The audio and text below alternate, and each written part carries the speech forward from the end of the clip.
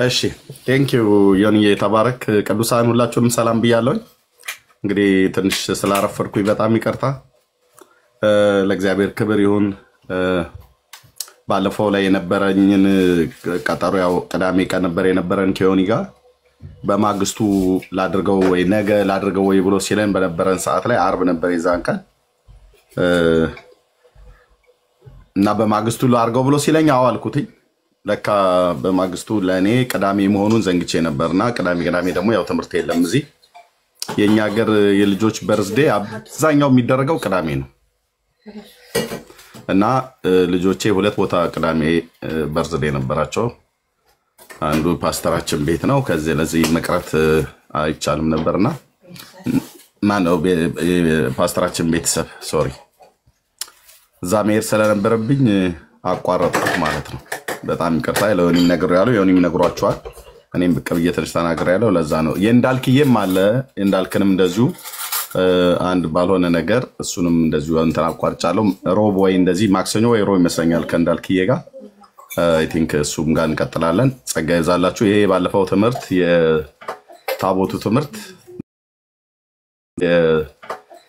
ትምህርት ረጅም አይደለም የአዲስ ኪዳኑ ማለት ነው እና እሱን እናያለን ለእግዚአብሔር ክብር ይሁን አጭር ጸሎት ጸልየን እንጀምራለን በተለይ ትንቢተ ኤርምያስ መጽሐፍ ምዕራፍ 31 ቁጥር 31 ላይ ያለውን ያው አዲስ ኪዳን ስለሆነ ያ ክፍል አዲስ ኪዳን ስለሚናገር አዲስ ኪዳን ከመጀመሩ በፊት አዲስ ኪዳን ከመመረቁ አዲስ ኪዳን ከመከፈቱ አዲሱ ኪዳን ከመምጣቱ ከ500 ዓመት በፊት አዲስ ኪዳን ብሎ ትንቢት የተናገረ የብሉይ ኪዳን ብቸኛ ነብይ ኤርምያስ ስለሆነ ምዕራፍ 31 ቁጥር 31 ላይ ዮኒ የታነብልናል እስከ ቁጥር 34 ድረስ 3 ቁጥሮችን ለበበሉ አዲስ ኪዳን የሚባለው ኪዳን ከመጀመሩ በጌታችን በኢየሱስ ክርስቶስ ከመከፈቱ ከመመረቁ ኪዳኑ በደም ነው የሚመረቀው ከመጀመሩ ከመከፈቱ በፊት ከ500 ዓመት በፊት ትንቢት የተናገረው የብሉይ ኪዳን ታላቅ ነብይ ኤርምያስ እንደዚህ ይላል ቁጥር 31 እስከ 34 ኦኬ ቁጥሩም 31 ነው የሚገርም የማይረሳ ነው በእግዚአብሔር ስም እነሆ ከእስራኤል ቤትና ከይሁዳ ቤት ጋር አዲስ ቃል ኪዳን የምገባበት ወራት ይመጣል ይላል እግዚአብሔር ከግብጽ ሀገር አወጣቸው ዘንድ እጃቸውን በያዙበት ቀን ከአባቶቻቸው ጋር እንደገባሁት ያለ ቃል ኪዳን አይደለም እነርሱ በክዳኔ አልጸኑምና እኔም ቸል አልኋቸው ይላል እግዚአብሔር ልቀጥል እሺ ከመጀመሪያው ልጀምረው ነው ከ31 ጀምሮ ምዕራፍ 31 ትንቢተ ኤርምያስ ቁጥር 31 እነሆ ከእስራኤል ቤትና ከይሁዳ ቤት ጋር አዲስ ቃል ኪዳን የምገባበት ወራት ይመጣል ይላል እግዚአብሔር ከግብጽ ሀገር አወጣቸው ዘንድ እጃቸውን በያዝኩበት ቀን ከአባቶቻቸው ጋር እንደገባሁት ያለ ቃል ኪዳን አይደለም ይሄ የተለየ ቃል ኪዳን እነርሱ በኪዳኔ አልጸኑምና የሱን ኪዳን አፍርሰዋል ህጉንም አፍርሰዋል አከንተው እኔም ቸል አልኳቸው ይላል እግዚአብሔር ከዚያም ወራት በኋላ ከእስራኤል ቤት ጋር የምገባው ቃል ኪዳን ይነውና ይላል እግዚአብሔር ህጌን በልቦናቸው አኖራለሁ በልባቸውም እጽፈዋለሁ እኔም አምላክ እሆናቸዋለሁ እነርሱም ህዝብ ይሆኑኛል እያንዳንዱ ሰው ባልንጀራውን እያንዳንዱንም ወንድሙን እግዚአብሔርን እወቅ ብሎ አያስተምርም ከታናሹ ጀምሮ እስከ ታላቁ ድረስ ሁሉም ያውቁኛልና ይላል እግዚአብሔር በደላቸውን እምራቸዋለሁና ኃጢአታቸውንም ከእንግዲህ ወዲያ አላስብምና ስሙ የሰራዊት ጌታ የሚባል ፀሐይን በቀን የጨረቃንና የከዋክብትን ስርዓት በሌሊት ብርሃን አድርጎ የሚሰጥ እንዲተሙም የባህር ሞገዶች የሚያናውጥ እግዚአብሔር እንዲህ ይላል እግዚአብሔር ከቁጥር 34 ያለው ማለት ነው አጭር ጸሎት እንጸልይና እንቀጥል እናመሰግናለን እግዚአብሔር አባታችን በልጅ በኢየሱስ ስም ለዘላለም ቅዱስ ስም ከፍ ይበል በዚህ ሰዓት ደግሞ እንድታስተምረን እንለምናለን በቅዱስ ቃልህ እንደተናገርክ አስተምራለሁ እውነትን እገልጥልሃለሁ ብለህ እንዳልክ በኢየሱስ ክርስቶስም እውነትን የምትገልጥ የምታስተምር በጽድቅ ጎዳና የምትመራ አንተ ነህና በኢየሱስ ክርስቶስም እንድታስተምረን በትልቅ ትህትና አንተን እንለምንሃለን።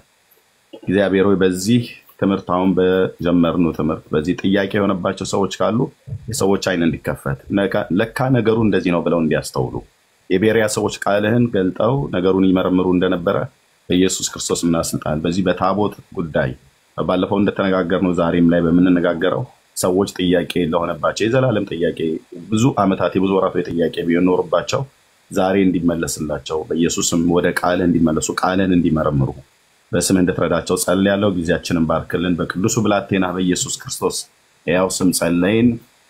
አሜን አሜን። ክብር ለኢየሱስ ይሁን። ቴንክ ዩ ዮኒ የተባረኩ ወገኖች ጸጋ ይብዛላችሁ። ዘግይታችሁ የመጣችሁ እንኳንም በሰላም መጣችሁ ማለት እወዳለሁኝ። ኦኬ እንግዲህ ዮኒ በዚህ ክፍል ላይ አሁን ባነበበው ላይ እግዚአብሔር አስቀድሞ በቀደመው ኪዳን በብሉይ ኪዳን ላይ ቆሞ ነቢያት ቆመው ማለት ነው። እግዚአብሔር በዚያ ዘመን ላይ አዲስ ኪዳን ከመጀመሩ ጌታችን ኢየሱስ ክርስቶስ ከመወለዱ ወይ ደግሞ ከመሞቱ ከ500 ዓመት በፊት የነበረ ነብይ ነው ኤርሚያስ። በዚህ ነብይ በኩል እግዚአብሔር ትልልቅ እውነቶችን ገልጧል። በሌሎችም ነቢያት በኩል ግን ዛሬ ደግሞ ለምንነጋገርበት ነገር ትልልቅ እውነቶችን ገልጧል። ያው ኪዳን የኪዳኑ የቀደመው ኪዳንና የሁለተኛውን ኪዳን በኪዳን ውስጥ ያሉትን የአገልግሎት ስርዓቶች ሰው ካለየ ድብልቅልቅ ይሉበታል። ዘመን አለ። በዛ ዘመን ውስጥ እግዚአብሔር ህዝቡ እግዚአብሔርን እንዲያገለግሉ እግዚአብሔርን እንዲያመልኩ የሰጣቸው የህይወት ስርዓት አለ እና በቀደመው ኪዳን ውስጥ በነበረ የአገልግሎት ስርዓት አሁን እዚህ አዲስ ኪዳን ላይ አታገለግልም። በቀደመው ኪዳን የነበረው የአገልግሎት ስርዓት እንዴት ነበረ? አገልጋዮቹ እነማን ነበሩ ብሎ የሚለውን ስናይ አገልጋዮቹ በተለይ እስራኤል አጠቃላይ ቢሆንም እንኳን ከእስራኤል ውስጥ ደግሞ አንድ ነገድን መርጦ ለይቶ ወስዷል። ሌዊ የሚባለውን ነገድ ካህናት የሆኑ ዘንድ እነሱን ለይቻለሁ ብሎ ጌታ የተናገረበት አለ። ሁሉም እንኳን አገልጋዮች ተብለው ቢጠሩም እስራኤል አጠቃላይ እግዚአብሔር አገልጋይ ተብሎ ቢጠራም የንጉስ ካህናት ብሎ የሚለው ካህን ማለት አገልጋይ ማለት ስለሆነ ግን ከነዛ ውስጥ ደግሞ እስራኤል ሁሉ በሙሉ ካህን ነው ወይ ደግሞ ቄስ ነው ማለት አይደለም። አያጥኑ፣ ሁላቸውም አያጥኑ። እንዲያጥኑ ዕጣንን እንዲያጥኑለት እንዲያገለግሉት ካህናት የሆኑ ዘንድ ህዝቡን እንዲባርኩ ህጉን እንዲያስተምሩ የተለያዩ ነገሮች እንዲያደርጉ እግዚአብሔር ከ12ቱ ከያዕቆብ ልጆች ውስጥ አንደኛውን ሌዊን ለይቶ ጠርቶታል። የሌዊ ልጆችና ሌዋውያን የተባሉት እነሱ ያገለግሉ ነበር። በአዲስ ኪዳን ደግሞ አሁን እግዚአብሔር ከነገድ ከህዝብ ከቋንቋ ከወገኖች ሁሉ አንድን ብሔር ወይ አንድን ነገድ ብቻ መርጦ አገልጋይ አላደረገም። አሁን አዲስ ኪዳን ነው። በአዲሱ ኪዳን ውስጥ አስቀድሞ ኪዳኑን ቅድም ዮኒ እንዳነበበው ከይሁዳ ቤትና ከእስራኤል ቤት ጋር አዲስ ኪዳን የምገባበት ወራት ይመጣል ብሎ ቢልም ልክ ነው። ኪዳኑን የቀደመውን ኪዳን ከእስራኤል ጋር የገባው ሁለተኛውንም ኪዳን እግዚአብሔር ከእስራኤል ጋር የገባው ሁለቱንም ኪዳን ከነሱ ጋር ቢገባም ቅሉ በዚህ በአዲሱ ኪዳን ግን እግዚአብሔር ለምድር ዳርቻዎች ሁሉ ላሉ ህዝብ ሁሉ ጭምር ኢንክሉድ ያደረገ ወይ ደግሞ እነሱ እኛን ሁሉ ጭምር ያማከለ ኪዳን የገባው ይሄ ኪዳን በልጁ በክርስቶስ ኢየሱስ ለአባታችን ለአብርሃም የሰጠውን የተስፋ ቃል ለብላቴናው ለዳዊት የገባውን መሐላ ሊያጸና ልጁን ኢየሱስ ክርስቶስ ራሱ አምላክ ሰው ሆኖ እንዲወለድ ለነዚህ ለሁለት አባቶች ስማቸው ለጠራቸው ለነሱ የተናገረውን ጌታ ፈጽሞታል ማለት ነው። ስለዚህ እሱ በመምጣቱ በዚህ በአዲሱ ኪዳን ውስጥ አገልግሎቱ እንዴት እንደሚሆንና የአገልግሎቱ ስርዓት ከብሉይ ኪዳኑ ምን ያህል እንደሚለይ ምን ያህል እንደማይገናኝ ምን ያህል እንደማይስማማ እናየዋለን ማለት ነው። አንዱ አገልግሎትና በአገልግሎቱ ስርዓት ውስጥ የሚከናወን ክንውን ስለሆነ የእግዚአብሔር የመገናኛው ድንኳን ላይ የነበረው አገልግሎት ከዚህ የተነሳ ባለፈው ላይ ምን አለን? በዘጸአት መጽሐፍ ምዕራፍ 25 ቁጥር 10 ጀምሮ ያነበብነው እግዚአብሔር የኪዳኑን ታቦት ከምን መሰራት እንዳለበት ከግራን ጨስሩ ርዝመቱ ወርዱ ከፍታው ይሄንን ያህል ይሁን እና በውስጥና በውጭ በወርቅ ተለብጠዋል። ከላይ የስሬት መክደኛ ታረጋለህ እንደሚናተፉ አውራ ዶሮች እርስ በርስ ይታያሉ እና እኔ በስሬት መክደኛው ላይ ሆኜ እነጋገራለሁ። እንደዚህ የሚል እግዚአብሔር ትእዛዝና ስርዓትን ህግን ሰጠው። ይህንን እግዚአብሔር ሲሰጥ ለሙሴ ነው የተናገረው። ሙሴ ደግሞ በግልጽ የጌታን ድምፅ እየሰማ ነው የጻፈው። በቃ ማን ነው እንደዚህ ብሎ ያለው የት ቦታ ተብሎ ቢባል በደንብ ይታወቃል። ኦኬ ይህንን ስርዓት የተቀበሉት እስራኤል ከግብፅ ምድር ከወጡ ባለፈው ሳምንት ባለፈው ጊዜ ላይ ታስታውሳላችሁ። እስራኤል ከግብፅ ምድር ከወጡ ከ3 ወር በኋላ ወደ ሲና ምድረ በዳ መጡ። ከተራራው በታይ ሰፈሩ። ለተራራው ወሰን አድርግለት አለ። ጌታ ለይቶ ባሪያውን ተራራው ጫፍ ላይ ጠራው። ለእግዚአብሔር ሙሴም ለእግዚአብሔር ሲናገር የእስራኤል ልጆች ሁሉ ሰሙ፣ አደመጡ። ጌታም 40 ቀን ቆይታ ውስጥ ከባሪያው ጋር 40 ቀን ሙሉ ከተራራው ላይ ሳይወርድ ደመናውም እሳቱም መብረቁም ነጎድጓዱም እዛው ተራራው ላይ 40 ቀን ሙሉ እንዳለ ከጌታ ጋር ተነጋገረ። ከእጁ ላይ 2 የድንጋይ ጽላቶች ይዞ መጣ፣ ወረደ። በዛ እንግዲህ ጌታ ለዘላለም ስርዓት እንዲሆን ብሎ ያለበትን ስርዓትና ሕግን ሰጣቸው። እናም ታቦቱ ተሰራ። የታቦቱ አገልግሎት እንዳልኳችሁ በሙሴ ዘመን ነበረ። ሙሴ ከሞተ በኋላ ኢያሱ ከሞተ በኋላ በዘመነ መሳፍንት ተነሳ። በዘመነ መሳፍንት ውስጥ ሳሙኤል ነበረ። ሳሙኤል በነገሰበት ዘመን ያው እንደ ንጉስ አይደለም፣ ግን እንደ ህዝብ መሪ ሆኖ ነብይም ካህን ስለሆነ በሳሙኤል ዘመን ድረስ ነበረ፣ በሴሎ ማለት ነው። ሳሙኤል ዳዊትና ሳኦልን ቀባ። ሳኦል በነገሰበት ዘመን የእግዚአብሔር የቃል ኪዳኑ ታቦት ነበረ በዛው በሴሎ እና እንደገና ደግሞ ዳዊትን በነገሰ ዘመን ላይ ዳዊት ደግሞ የእግዚአብሔር የቃል ኪዳኑን ታቦት ፈለገ፣ ወደ ጽዮን ኮረብታ ላይ ይዞት አመጣ። ኢያቡሳውያንን ተዋግቶ አሸነፈ። ከዛ ቦታ ላይ ያሁኑ ማለት ኦልድ ሲቲ ወይ ደግሞ አሮጌው ኢየሩሳሌም ተብሎ የሚጠራው መስጊዱ ያለበት ቦታ ማለት ነው። እና ምናልባት እሱን ማሳየት ካለብኝ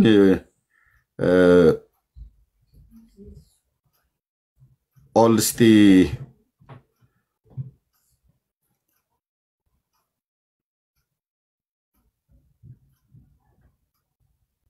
ኧረ አስፈላጊ አይደለም። እሱ እንደው ምናልባት ነገር የለው። አንዳንዶች ቦታውን ለማወቅ የሚፈልጉ ከሆነ ይሄ ቦታ ማለት ነው ብልጭ አድርጌ ለመመለስ ታፕ ኮፒ ሊንክ እያደረጋችሁ ቤተሰብ ተባረኩልኝ። ኦኬ ኦልድ ሲቲ ማለት ይሄኛው ማለት ነው። አሮጌው ኢየሩሳሌም ማለት አሁን ያለው ይሄ ማለት ነው። ኦኬ መስጊዱ ያለበት ቦታ ላይ ነው። መስጊዱ ያለበት ይሄ ቦታ ማለት ነው። በቃ ይሄ ቦታ ኦኬ ዳዊት አምጥቶ ድንኳኑን እዚህ ጋር ይጣላት። ይሄ ቦታ ነው። መስጊድ የሰሩበት ቦታ ማለት መስጊድ የሰሩበት የሰለሞን ቤተ መቅደስም እዚሁ ላይ ነው የተሰራው። በኋላ ሁለተኛው ቤተ መቅደስ ጌታ በነበረበትም ዘመን የነበረው ሁለተኛ ቤተ መቅደስ እዚህ ላይ ነው የተሰራው። እነዚህ መጽሐፍ ቅዱስ ላይ የምናነባቸው ነቢያት በሙሉ ይህንን ቦታ ከሙሴ ጀምሮ ያረገጠው ነቢይ የለም። ራሱ ጌታችን ኢየሱስ ክርስቶስ ይህንን ቦታ ረግጦታል። ይሄ ቦታ ነው እንግዲህ የተቀደሰው ቦታ ተብሎ በኢየሩሳሌም ላይ ያለው ማለት ነው። ስለዚህ ይሄ ቦታ ነው። ይህንን ቦታ ዳዊት መጀመሪያ ከኢያቡሳውያን ተዋግቶት የጽዮን ተራራ የሚባለው ይሄ ነው። የእግዚአብሔር ተራራ የተባለው ይሄ ነው። ቤተ መቅደሱ የተሰራበት ቦታ ይሄ ነው ማለት ነው። እሺ ስለዚህ የእግዚአብሔር ቃል እንግዲህ ይህንን ይለናል። ታቦቱ እስከምን ዘመን ድረስ ነበር ብሎ የሚለውም በባለፈው አይተናል። ሰለሞን ማነው? እሺ ሳኦል ሞተ። ሳኦል ሲሞት ዳዊት ተነሳ። ዳዊት ሲሞት ሰለሞን ተነሳ። ከሰለሞን በኋላም ደግሞ ሮብዓም፣ አብያ፣ አሳ፣ ዮሳፍጥ የሚባሉ የይሁዳ ነገስታት እስከ ባቢሎን ምርኮ ዘመን ድረስ አለ። ከዛም በኋላ ደግሞ በዘሩባቤል ይቀጥላል አለ። ከባቢሎን ምርኮ መልስ በኋላ ማለት ነው። ግን በዚህ መካከል ላይ ምን አለን? በሰለሞን ዘመነ መንግስት ያችን የኋለኛዋን ትንሽ ሃይላይት ልስጥ ብዬ ነው። ባለፈው ላልነበሩ በማል ረስታል። ኢትዮጵያ ደርሶ ተመልሷል።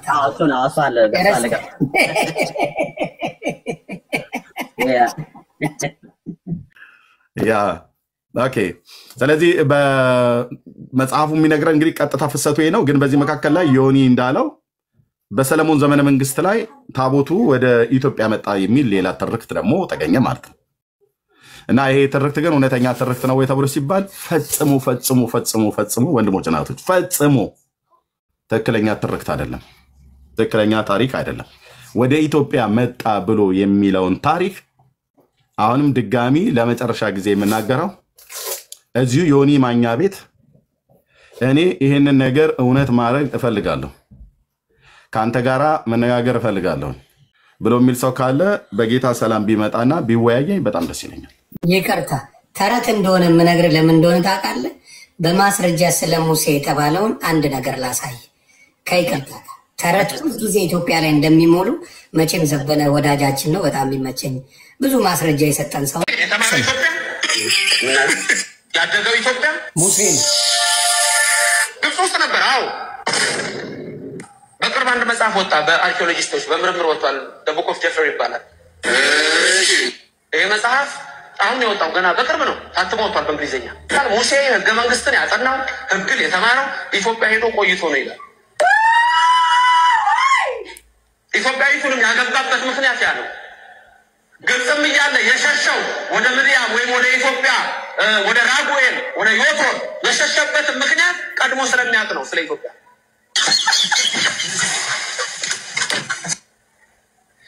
የሙሴ ቃል ኪዳን ስታዩ ሂድ ፈርዖንን ሕዝቤን ልቀቅ በለው ብሎ ቀይ ባህርን አሻግሮ እንዲያወጣ ሲሰጠው ሲኦል እንደዚህ ነው የማወጣችሁ ብሎ ሐመልማል ከነበልባል ነበልባል ከሐመልማል ተዋህዶ በኮሬብ ምድር በሲና ተራራ የሰጠው ቃል ኪዳን ስታዩ አላወቅ እግዚአብሔር ይመስገን። አለማወቅን የመሰለ ድንቁርና የመሰለ ነገር አለ። አሁን በድንቁርና ተናዱ። አይ ተረት እንደሚጨማምር ለማሳየት ማጠጋጋት የተለየ ታምር እንዳለን አድርጎ የመበፍረክ ፈብሪኮ የማውራት አዲስ ነገር እንዳልሆነ ለመናገር ስለመለኩ ነው። ኦኬ ቴንክ ዩ። ስለዚህ ይሄ ታሪክ ምንድነው?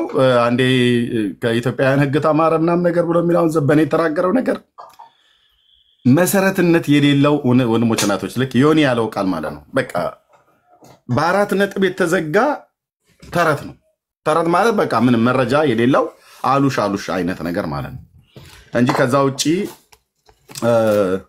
ሙሴ የኢትዮጵያ ሕግ ተማረ ብሎ የሚል የለም። ኢትዮጵያም አይደለም ወደ ምድያም ነው ሄደው። ወደ ኢትዮጵያ አይደለም ሙሴ ሄደ ብሎ የሚለው ወደ ምድያም ነው። ምድያምና ኢትዮጵያን የማያውቁ ሰዎች ናቸው ዛሬ አሁን እንደዚህ የሚናገሩት። ምድያም የሚባለው ምድር ደግሞ በአሁኑ በሳውዲ አረቢያ ሰሜናዊ ክፍል ላይ ያለ ቦታ ነው።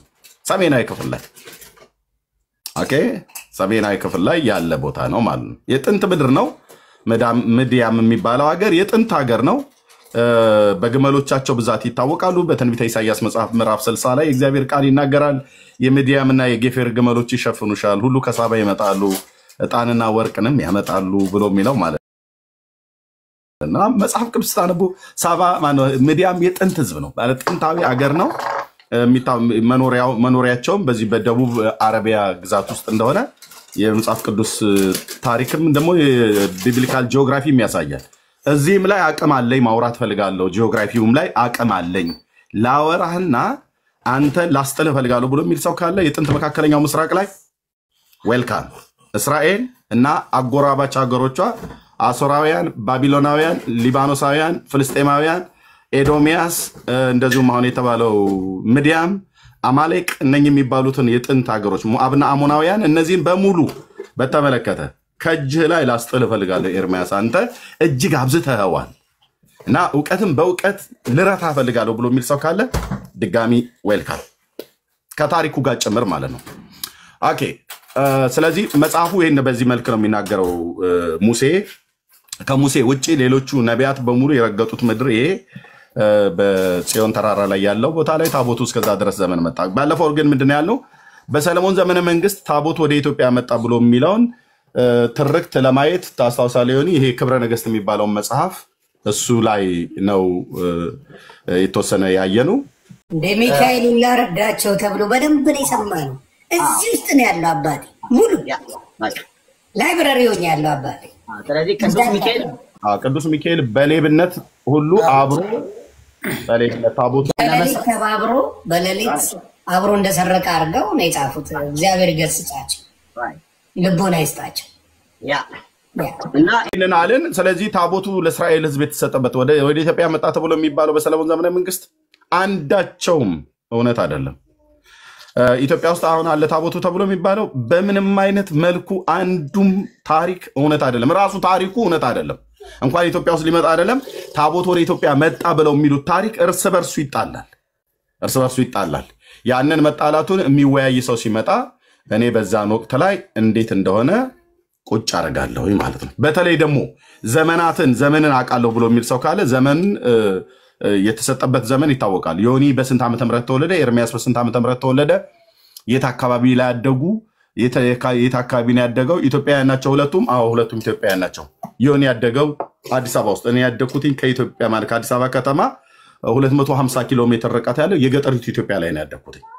ኦኬ እድገታችን ኢትዮጵያ ውስጥ ቢሆንም የተወለድበት አካባቢ ግን ይለያያል። የተወለድበት ቀን ይለያያል። የተወለድበት ዘመን ወራት ይለያያል። ኦኬ ስለዚህ ዝም ብለን ጨፍልቅ አድርገን አይ በቃ እሱ ማለት እንደዚህ ናቸው ምናምን ነገር ተብሎ እንደዚህ አይባልም። እና ዘመን አለው ማለት ነው። ዘመኑን ስናገጣጥመው እንዴት ውሸት እንደሆነ ደጋግሜ ማሳይቻለሁ። ግን ደግሞ የሚወያይ ሰው ሳለ ካለም ደግሞ እንደዛ እንቀጥላለን ማለት ነው። ታቦቱ የተሰጠበት ምክንያት ምንድነው ብለን ያለው ለእስራኤል ሕዝብ እግዚአብሔር ከሕዝቡ ከእስራኤል ጋር እንዳለ ያውቁ ዘንድ ብቻና ብቻ ነው። ታቦቱ ለእስራኤል ሕዝብ የተሰጠበት ምክንያት የአብርሃም የይስሐቅ የያዕቆብ አምላክ ልዑል እግዚአብሔር ከሕዝቡ ጋር እንዳለ እንዲያውቁ ማለት ነው። በቃ ከዚህ ውጭ ሌላ ምንም ነገር የተሰጠበት የለም። ይሄንኑ ደግሞ ብሎ ያለው ጌታ በመካከላቸው አድር ዘንድ መቅደስን ስሩልኝ ብሎ ስላለ በዘጸአት መጽሐፍ ምዕራፍ 25 ቁጥር 8 ላይ እንደዚሁም ደግሞ በመካከላቸው አድራለሁ ነፍሴም አትጸየፋቸውም ብሎ እንዳለ ጌታ ስለዚህ በመካከላቸው አደረ። ጌታ ከነሱ ጋር እንዳለ እንዲያውቁ ነው የተሰጠው ታቦቱ። ከዛ ውጭ ምንም ፐርፐዝ የለው፣ ምንም ዓላማ የለው። ታቦቱ የነበረው ታቦት እንግዲህ ከግራር እንጨት የተሰራው ሁለት መሎጊያዎች አሉት። በግራና በቀኝ አራቱ እግሮች ላይ የሚገባ ሌዋውያን ካህናት እንዴት እንደሚሸከሙት እንደነበረ ታቦቱን የሚሸከሙበት መሎጊያ የተባለው አራቱ ከግራና ከቀኝ ከፊትና ከኋላ ያለውን እሱ በዛ መሎጊያ ይሸከሙታል። ከቦታ ቦታ ያንቀሳቅሱት ነበር። ያኔ በመንገድ ላይ ሲሄዱ ስለነበረ ማለት ነው። ዮርዳኖስን ሲሻገሩ ይዘውት ሄደዋል። ከዛ ባለፈ ምድሪቱ ላይ መጥተው እስከ ሴሎ ድረስ ሰሜኑ እስራኤል ክፍል ላይ ያለ ቦታ ነው። እዛ ቦታ ድንኳኒቱ ተተክሎ እስከ ተቀመጠበት ቦታ ጊዜ ድረስ ከመንገድ ላይ ይዘውት ሲሄዱ ብቻ ነበረ ይዘውት ይንቀሳቀሱ የነበረው። አንዴ ለጦርነት ከፍልስጤማውያን ጋር ሲዋጉ ይዘውት አውጥተውታል። ታቦቱን ወደ ጦርነት ቦታ ይዘኑ እንሂድ ብለው ይዘው ወጥተዋል። በዘመኑ ቀደም የተናገርነው እግዚአብሔር ከቀደመው ሕዝብ ከእስራኤል ጋር ኪዳንን ሲያደርግ ሁለት ኪዳን ገባ። የቀደመው ኪዳንና ሁለተኛው አዲሱ ኪዳን ላይ ጌታችን ኢየሱስ ክርስቶስ እንግዲህ ከመወለዱ ከ500 ዓመት በፊት አዲስ ኪዳን የሚባል ዘመን እንደሚመጣ እግዚአብሔር በነብዩ በኤርምያስ አፍ የተናገረውን ምዕራፍ 30 ቁጥር 31 አየን። በዚህ ኪዳን ውስጥ የሚኖረውን አገልግሎትና የአገልግሎት ስርዓትም ጭምር ምን መሆን እንዳለበት ኦኬ በእግዚአብሔር ስም ምዕራፍ 3 ትንቢተ ኤርምያስ ምዕራፍ 3 ከቁጥር 11 ጀምሮ ያለው ነው። እግዚአብሔርም እንዲህ አለ ካታላይቱ ከይሁዳ ይልቅ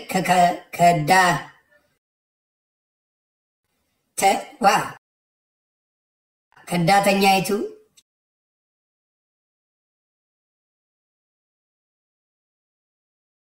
እስራኤል ጸደቀች።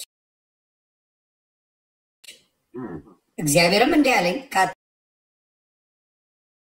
ካታላይቱ ከይሁዳ ይልቅ ከዳተኛይቱ እስራኤል ጸደቀች። ሂድና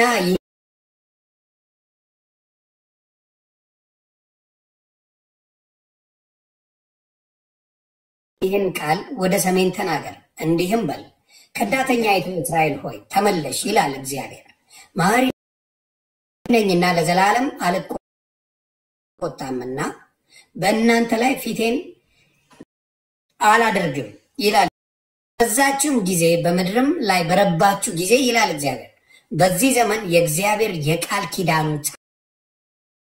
ታቦት ብለው ከእንግዲህ ወዲህ አይጠሩም፣ ልብ አያደርጉትም፣ አያስቡትም፣ አይዋሹትም። ከእንግዲህ ወዲህ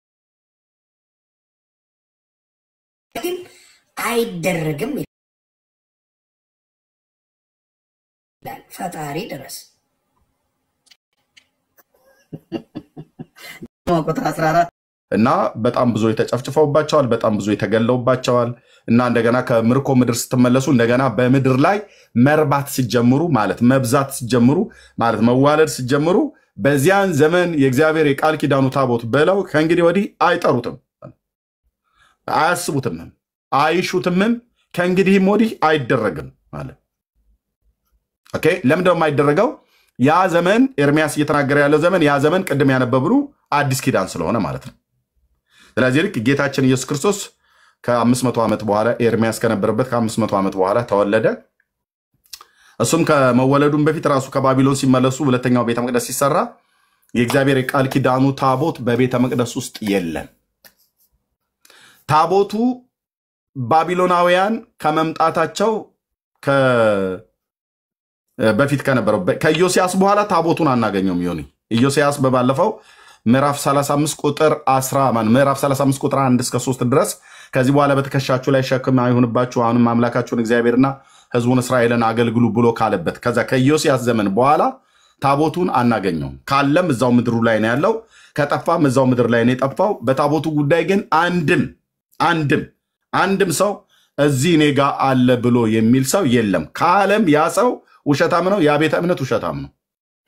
የእግዚአብሔር ቃል ኪዳኑ ታቦት ልክ የሙሴ መቃብር ዲሳፒር እንደሆነ እንደጠፋ ሙሴ ተቀብሯል። የተቀበረበትን ምድር ይናገራል። በሞዓብ ምድር በሸለቆስ በቤቴ ፌጎር ፊት ለፊት ላይ ባለው መቃብር ማለት ሸለቆስ ተቀበረ ይላል። ቤቴ ፌጎር የተባለው ፌጎር የሚባል ጣዖት ነበራቸው። እነዚህ ሞዓባውያን ነበራቸው። ቦታውን ይናገራል። የአሁኗ ጆርዳን የምትባለው ሀገር ውስጥ ነው። ከዮርዳኖስ ወንዝ ማዶ ነው ቦታው።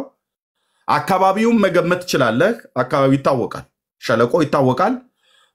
ምልክት አለ። ቤቴ ፌጎር የተባለ የጣዖቱ ቤት ያን የሚያመልኩት እነዚህ ሞዓባውያን የሚያመልኩት የነበረው ጣዖት ነው አንደኛው ፌጎር የተባለው እና እዛ ሸለቆ ውስጥ የተቀበረው። ቦታው ግን እዚህ ቦታ ነው ብሎ መቃብሩ ሊወስን የሚችል እና ሊያሳይ የሚችል የለም። ማለት ዲሳፒር ነው የሆነው የጠፋው ማለት ነው። መቃብሩ የሙሴ እንደማይታወቅ ሁሉ ታቦቱ የት እንዳለ ማንም ሰው አያውቅም። እዚህ ፕላኔት ላይ ያለ ሰው ማንም ሰው አያውቅም። በጣም ብዙ መላምቶች አሉ። ታቦቱ በጣም ሰው ሁሉ ማወቅ የሚፈልገው ስለሆነ ዩቲዩበሮች፣ ነጮቹ፣ አበሻውም ሁሉም ተቀላቅሎበት ሰርተዋል። ጥቁሮቹም ሰርተዋል።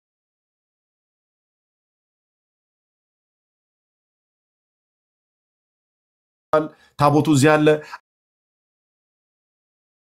አንዴ ኢየሱስ ክርስቶስ ተሰቅሎ የነበረበት ቦታ ቀራኒዮ ኮረብታ ላይ ከታች ደሙ ተንጠባጥቦ በመሬት ውስጥ አልፎ ከታች አንደርግራውንድ ቀብረውት እዛ አለ ብለው ይላሉ። ውሸት ይሁን ውሸት የለም፣ አይታወቅም። እግዚአብሔር ከዚህ ፍጥረት ሰውሮታል። እና ይሄ ኪዳን እና የኪዳን አገልግሎት በቀደመው ኪዳን ዘመን የተገለገለበትን ማነው እስራኤል ሕዝቡን እግዚአብሔርን ያገለገለበትን ታቦቱ አንድም ቦታ ላይ እዚህ ቦታ ላይ ነው ያለው ብሎ መላምት መናገር ይቻላል። ታቦቱ ግን የሰማይ አምላክ ቅዱስ እግዚአብሔር ምስክር ነው፣ አንድም ቦታ ላይ እዚህ ፕላኔት ላይ የለም። ስለዚህ መጽሐፍ ቅዱሳችን የሚነግረን ከእንግዲህ በኋላ የእግዚአብሔር የቃል ኪዳኑ ታቦት አይደረግም ብሎ በቀደመው ኪዳን ውስጥ ቆሞ ኤርሚያስ ለአዲሱ ኪዳን ትንቢት ተናገረ። በአዲሱ ኪዳን ጌታችን ኢየሱስ ክርስቶስ በተወለደበት ጊዜ የነበረ ቤተ መቅደስ አለ። ከባቢሎን ምርኮ ሲመለሱ ሁለተኛው ቤተ መቅደስ በዘሩባቤል የተሰራ ቤተ መቅደስ አለ። ይሄ ማለት በ444 ቅድመ ልደተ ክርስቶስ በዚያ ከዛ ዘመን ጀምሮ ነው አዋጁ የወጣው። አዋጁ ከወጣ በኋላ ቤተ መቅደሱ ተሰራ። ይሄ በእዝራ መጽሐፍ ምዕራፍ 1 የተጻፈ ነው። በሁለተኛ ዜና መጽሐፍ ምዕራፍ 36 ላይ የተጻፈ ቃል ነው። ግልጽ ሆኖ በማያሻማ መልክ ነው። ዘመኑን ሁሉ የምጠቅሰው ዝም ብዬ አይደለም የምጠቅሰው። ዘመን፣ ወራት፣ ዓመታት፣ ቀናቶች አሉ። እንደዚሁም ቤተ መቅደሱ ሲሰራበት የተሰራበት ለስንት ዘመን እንደተተጓጎለ ይሄ ጌታችን ሳይወለድ በፊት ማለት ነው፣ ከባቢሎን ሲመለሱ ማለት ነው። ኦኬ።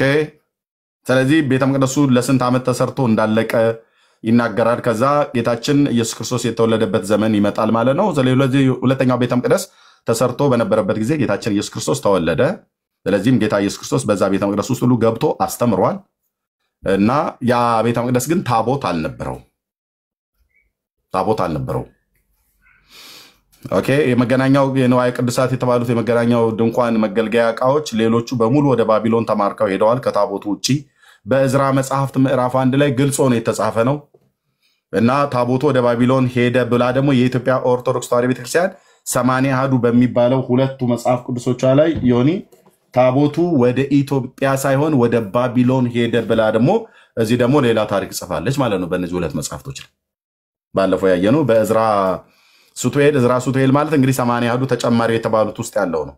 እዝራ ሱቱኤል 9 21 እስከ 23፣ እዝራ ካለ 154፣ ተረፈ ኤርሚያስ፣ እንደዚሁም የኤርትራ ኦርቶዶክስ ተዋሕዶ ቤተክርስቲያን ሁለተኛ መቃቢያን ምዕራፍ 2 ባለፈው ያየነው። እነዚህ ሁሉ ታቦቱ ግማሹ ወደ ባቢሎን ሄደ ይላል እዚሁ መጽሐፍ ላይ ግማሹ ባቢሎን ሄደ ይላል። ሁለት ቦታ ላይ ባቢሎን ሄደ ይላል። አንድ ቦታ ላይ መሬት አፏን ከፍታ ዋጠችው ይላል። ሌላ ቦታ ላይ ደግሞ በኤርትራ ኦርቶዶክስ ደግሞ ስናይ የለም ሙሴ ሕግ ተቀብሎበት የነበረው ዋሻ ውስጥ ወስዶ ደበቀው፣ እዛ ደበቀው ይላል። ክብረ ነገሥት ደግሞ ታቦቱ ኢትዮጵያ መጥቷል ብሎ ይላል። እንግዲህ በኦርቶዶክስ ቤተክርስቲያን እንኳን ታቦቱ ወደ ኢትዮጵያ መጥቷል ብለው ይላሉ። እዚህ ክብረ ነገሥት ላይ መጽሐፍ ቅዱሳቸው ደግሞ ባቢሎን ሄደ ይላል። ባቢሎን ተጓዘ ይላል መጽሐፍ ቅዱሳቸው። ለመሬት ከፍታ አፏን ወጣዋለች ይላል። የኤርትራ ኦርቶዶክስ ደግሞ ያው እሱም በዋሻ ውስጥ ደብቆታል ብሎ የሚል እንዲህ አይነት ነገር ነው ያለው። በኦርቶዶክስ ውስጥ እንኳን ራሱ በኢትዮጵያ ኦርቶዶክስ ውስጥ እንኳን ስለ ታቦቱ 4 አይነት መላምት አለ። ኢትዮጵያ መጣ፣ መሬት ከፍታ ዋጠችው፣ ባቢሎን ሄደ። የትኛው ነው እውነት? ይህንን ስታነቡ ወይ ደግሞ ስትማሩ ነው የምጠይቁት። የራሳችሁ መጽሐፍ ጠቅሰን ነው የምናወራው ማለት ነው። ስለዚህ በቅንነት ታሪክን ዘመናትን ማወቅና መመርመር ጥሩ ነው። እሺ ይህም ብለን ካል በአዲሱ ኪዳን ታቦት የሚባል የታቦት አገልግሎት ከእንግዲህ ወዲህ አይደረግም ብሎ የሚለውን ቃል ዮኒ አይተሃል። ምዕራፍ 3 ቁጥር 15 ጀምሮ ያለው ማለት ነው። ከእንግዲህ ወዲህ አይደረግም ብሎ ያለው ይህንን ያለው እግዚአብሔር ነው። ይህንን ያለው በታላቁ በታመነ ነቢይ በኤርምያስ በኩል ነው የተናገረው። ስለዚህ አይደለም አሕዛብ የተባሉ ከእስራኤል ቤት ውጭ የሆኑ በሙሉ አሕዛብ ብሎ የሚለው ይህ በስጋ መገረዝ ያልተገረዙ ወይ ደግሞ የአብርሃምን ኪዳን ያልተቀበለ በሙሉ ከእስራኤል ቤት ውጭ የሆነ አሕዛብ ተብሎ ይጠራል። ወይ ደግሞ አሕዛብ ብሎ የሚለው ህዝብ ብሎ የሚለውን ራሱ ኢንክሉድድ አድርጎ እስራኤልን ጭምር የሚናገርበታል። ስለዚህ ከእስራኤል ቤት ውጭ ያሉ ሰዎች እንኳን ታቦትን ሊያደርጉ ቀርቶ አይደለም ራሳቸው እስራኤላውያን እንኳን ታቦት እንዳያደርጉ ከዚህ በኋላ አይደረግም፣ አትሹትምም፣ አትፈልጉትምም ብሏል። በቃ ግልጽ ነው ወንድሞች ናቶቼ። ስለዚህ እንደዚህ የተባለለት እስራኤል የተባለ ህዝብ አሁን አይደለም ታቦት ቤተ መቅደስ የላቸውም። ያው እያየኑ እንዳለ መስጊድ ነው ቦታው ላይ ቆሞ ማለት ነው። ጌታ ስለተቆጣባቸው ይህንን አደረገ። በማርቆስ ወንጌል መጽሐፍ ምዕራፍ 12 ላይ እግዚአብሔር ቃል እንደሚናገረው የተናገረውን ያንን ቦታ እግዚአብሔር የወይኑን አትክልት ለሌሎች ይሰጣል ብሏል። ይኸው ተሰጠ ማለት ነው። ምንድን ያልኩት ማርቆስ 12 ላይ ባለው ቃል መሰረት አንድ የወይን አትክልት ጌታ ነበረ። ወይን ተከለ፣ ቅጥር ቀጠረለት፣ ገበሬዎች አከራይቶት ወደ ሩቅ ሀገር ሄደ፣ ፍሬ እንዲሰጡት ብሎ መልክተኞቹን ላከ። አንዱን አሰሩት፣ አንዱን ደበደቡት፣ አንዱ እንደዛ አደረጉት እና መጨረሻ ላይ አንድ ልጅ ነበረው፣ እሱ ላከ እና እሱ ደግሞ ወራሹ ነው ብለው ከወይኑ አትክልት አውጥተው ገደሉት ይላል ጌታችን በምሳሌ ሲናገር። ስለዚህ የወይኑ አትክልት ጌታ ምን ያደርጋል? ይመጣል፣ እነዚህን ገበሬዎች ያጠፋል፣ የወይኑንም አትክልት ለሌሎች ይሰጣል ብሎ እንዳለው እግዚአብሔር የወይኑን አትክልት የተባለችው ኢየሩሳሌምን ለሌላ አሕዛብ አሳልፎ ሰጠ። ስለዚህ ሲሰጥ የእግሬ መረገጫ ነው ብሎ ባለበት ቦታ ላይ መስጊድ ተሰራበት ማለት ነው። ስለዚህ እስራኤል አሁን ቤተ መቅደስ አለው የለውም? አምላክ አለው አይደል እስራኤል? አዎ። ቤተ መቅደስ አለው የለውም? በቤተ መቅደስ ውስጥ ታቦት አለው የለውም? ዕጣን ማጠን እንስሶች ያ ድሮ ብሉይ ኪዳን ላይ ሲደረግ የነበረው ነገር አሁን ያደርጋሉ? የለም፣ የለም ወገኖች፣ የለም፣ የለም። ስለዚህ ራሱ ባለቤቱ የሆነ እግዚአብሔር ህዝቤ ብሎ የጠራው እግዚአብሔር አሁንም ህዝቤ ብሎ የሚለው የሚያምንበት ማለት ነው ህዝቡ እንደሆነ እግዚአብሔር ዛሬም ጭምር በኪዳን እነሱ ባያውቁት እንኳን እነሱ ቢርቁት እንኳን እሱ ግን እስከ ዛሬ ድረስ እነሱን እንደ አይን ብሌን ያያቸዋል። ኦኬ፣ ኪዳን ነውና ማለት ነው። ለአባቶች የገባው ኪዳን ነውና። ኦኬ፣ ስለዚህ መጽሐፍ ቅዱሳችን የሚነግረን እነሱ አሁን አንዱም አገልግሎትና የአገልግሎት ስርዓት የላቸውም። እነሱ በሌላቸው ሌሎች ህዝብ አለን ብለው መናገራቸው በምን መስመር እንዴት ሆኖ ቤት ቦታ ማተናግሮ ማሰጥቷችሁ ይህንን አደረጋችሁ ብለን ነው ጥያቄ እንጠይቀው ማለት የሚመልስ ሰው ካለ አሁን ታቦት አለኝ ብሎ የሚል እኔ የኦርቶዶክስ ቤተክርስቲያን ታቦት አለኝ ብላ ትላለች። ኦኬ ታቦት አለ፣ እሺ ምን ችግር አለው? ጥያቄ ነው የምጠይቀው። ታዲያ በቅንነት የሚያስረዳን ካለ ማን ነው ታቦት የሰጣችሁ? የታቦትን ስርዓት ማን የሰጣችሁ? ኦኬ ማን የሰጣችሁ? የት ቦታ ነው የሰጣችሁ? ማን ነበር ተቀባዩ? ወይ ደግሞ ማን ነበር ትእዛዝ ተቀባይ የነበረው? ልክ ሙሴ ከእግዚአብሔር ትእዛዝ እንደተቀበለ የትኛው ቄስ ወይ የትኛው ጳጳስ በየትኛው ዘመን ላይ ይህንን ታቦትና የታቦት አገልግሎት ብሎ የሚለውን ልክ እግዚአብሔር ለሙሴ እየተናገረ ሙሴም ከእግዚአብሔር እየሰማ እንደጻፈው ልክ እንደዚህ የተጻፈ የተሰነደ ከእግዚአብሔር የሰማችሁት አለ ወይ? ኦኬ ያላችሁ ታቦት ከብሉይ ኪዳኑ ታቦት ጋር ይመሳሰላል ወይስ አይመሳሰልም? ይህም ሌላ ጥያቄ ነው። በኦርቶዶክስ ላይ የሚወድቅ ጥያቄ ነው፣ መልስ ካለ ማለት ነው። ካልተመሳሰለ እንዴት? ከተመሳሰለስ እንዴት? እግዚአብሔር ደግሞ በነቢዩ በኤርምያስ አፍ ለራሱ ለእስራኤል ለህዝቡ ለቀደመው ህዝብ ታቦትና የታቦት አገልግሎት ለሰጠው ህዝብ ከእንግዲህ ወዲህ አይደረግም፣ አትሹትም፣ አትፈልጉትም ብሎ ተናግሮ ሲያበቃ እንዴት ለእናንተስ ሊሰጥ ቻለ? በጣም በቃ ወፈር ወፈር ያሉ ጥያቄዎችን እናቀርባለን ማለት ነው። እግዚአብሔር ለቀደመው ህዝብ ከልክሎ ለእስራኤል ህዝብ ከልክሎ ለኢትዮጵያ ህዝብ አልፈቀደም። የሚፈቅድበትም አንዳች ምክንያት ከእንግዲህ ወዲህ አይደረግም ማለት በእስራኤል ብቻ ሳይሆን በየትኛውም ዓለም ማለት ነው። በየትኛውም ማለት ቢደረግ ኖሮ የቀደመው ህዝብ የተሰጠው ህዝብ ባደረገው ነበር፣ እንዲያደርግም በፈቀደ ነበር። ስለዚህ የታቦቱ ጉዳይ ወንድሞችና እህቶች እዚህ ፕላኔት ላይ በ100% አይደለም በ1000% ተደምድሞ የተዘጋ ዳግም እዚህ ፕላኔት ላይ የእግዚአብሔር የቃል ኪዳን ታቦት ብሎ የሚጠራ ካለ ያም ሰው ስተተኛ ነው። ያም ቤተ እምነት ስተተኛ ነው። የእግዚአብሔር በባሪያው በነቢዩ በኤርምያስ አፍ የተናገረው ቃል ጽኑ ነው። አይ ቢሆንስ ደግሞ የኔ ጥያቄ ምንድነው ኤርሚሻ ለምን ብዙ አይነት ታቦቶች መጡ? ራይት ቢመጣ አንድ ታቦተኛ ነው ተብሎ ሊታመን ይችላል። ኦኬ እንቀበል ይባል የሙሴ ታቦት ኢትዮጵያ አለ ይባል፣ እሱን እሺ ተቀበል። ታዲያ ሌሎቹ ታቦቶች ማን የሰጣቸው? ይሄ ነው መጠየቅ ያለበት። ገባ? ሁሉም ሳይሆን እሺ ለሙሴ የተሰጠው ኢትዮጵያ መጣ፣ ኢትዮጵያ ገባ፣ እሺ እንመን ታማኝ ነው ይባል፣ ታማኝ ምንጭ ነው ይባል። ሌሎቹ ታቦቶች ከየት መጡ? ይሄን ነው ማለት መጠየቅ ያለበት ጥያቄ ነው። ይሄን ሙሉ ጭምር ማለት ነው። ስለዚህ አንደኛ የአዲስ ኪዳን ታቦት ብሎ የሚለው አለ ወይ ብሎ የሚለው አዲስ ኪዳን መጽሐፍት ላይ ታቦት ብሎ የሚለውን የመጽሐፍ ቅዱስ ክፍልን ምንባባትን እናነባለን ማለት ነው። ስለዚህ አንዱ በአዲስ ኪዳን ታቦት አለ ብለው ከሚጠቀሱት ጥቅሶች መካከል በራእይ መጽሐፍ ምዕራፍ 11 ቁጥር 11 ማነው ቁጥር 19 ላይ ያለውን የእግዚአብሔርን ቃል አውጥተህ ታነብልኛለህ ዮኒዬ።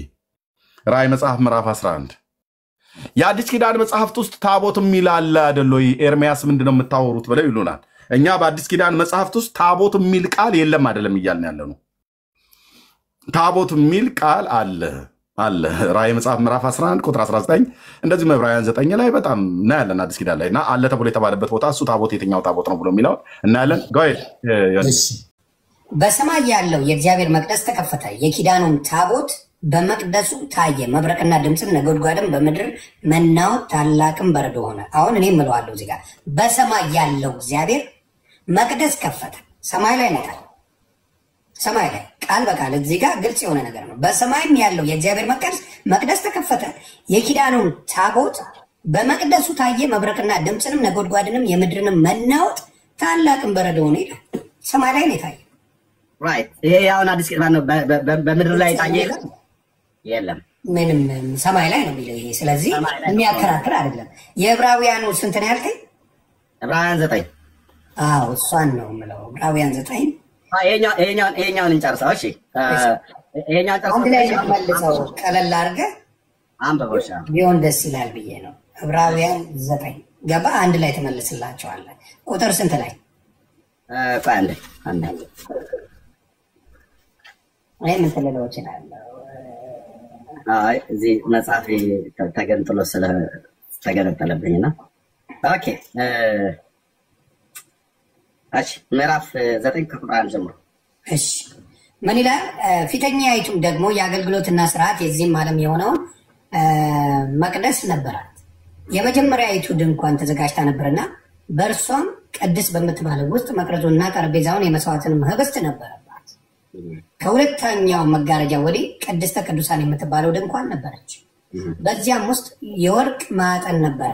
ሁለንተናዋን በወርቅ የተለበጠች የኪዳን ታቦት፣ በእርሷም ውስጥ መና ያለባት የወርቅ መሶብ፣ የበቀለች የአሮን በትር፣ የኪዳኑም ጽላት ነበሩ። በላያም ማስተሰሪያዋን የሚጋርዱ የክብር ኪሩቤል ነበሩ። ስለ እነዚህም ስለ እያንዳንዳቸው ልናገር አሁን አልችልም። አሁን ስለ እነዚህ ስለ እያንዳንዳቸው ልናገር ምን አለ ማለት አሁን አልችልም። ለምንድን ነው ያልቻለው? የዕብራውያን መልእክት ጸሐፊ ቅዱስ ጳውሎስ ነው ተብሎ ይታመናል።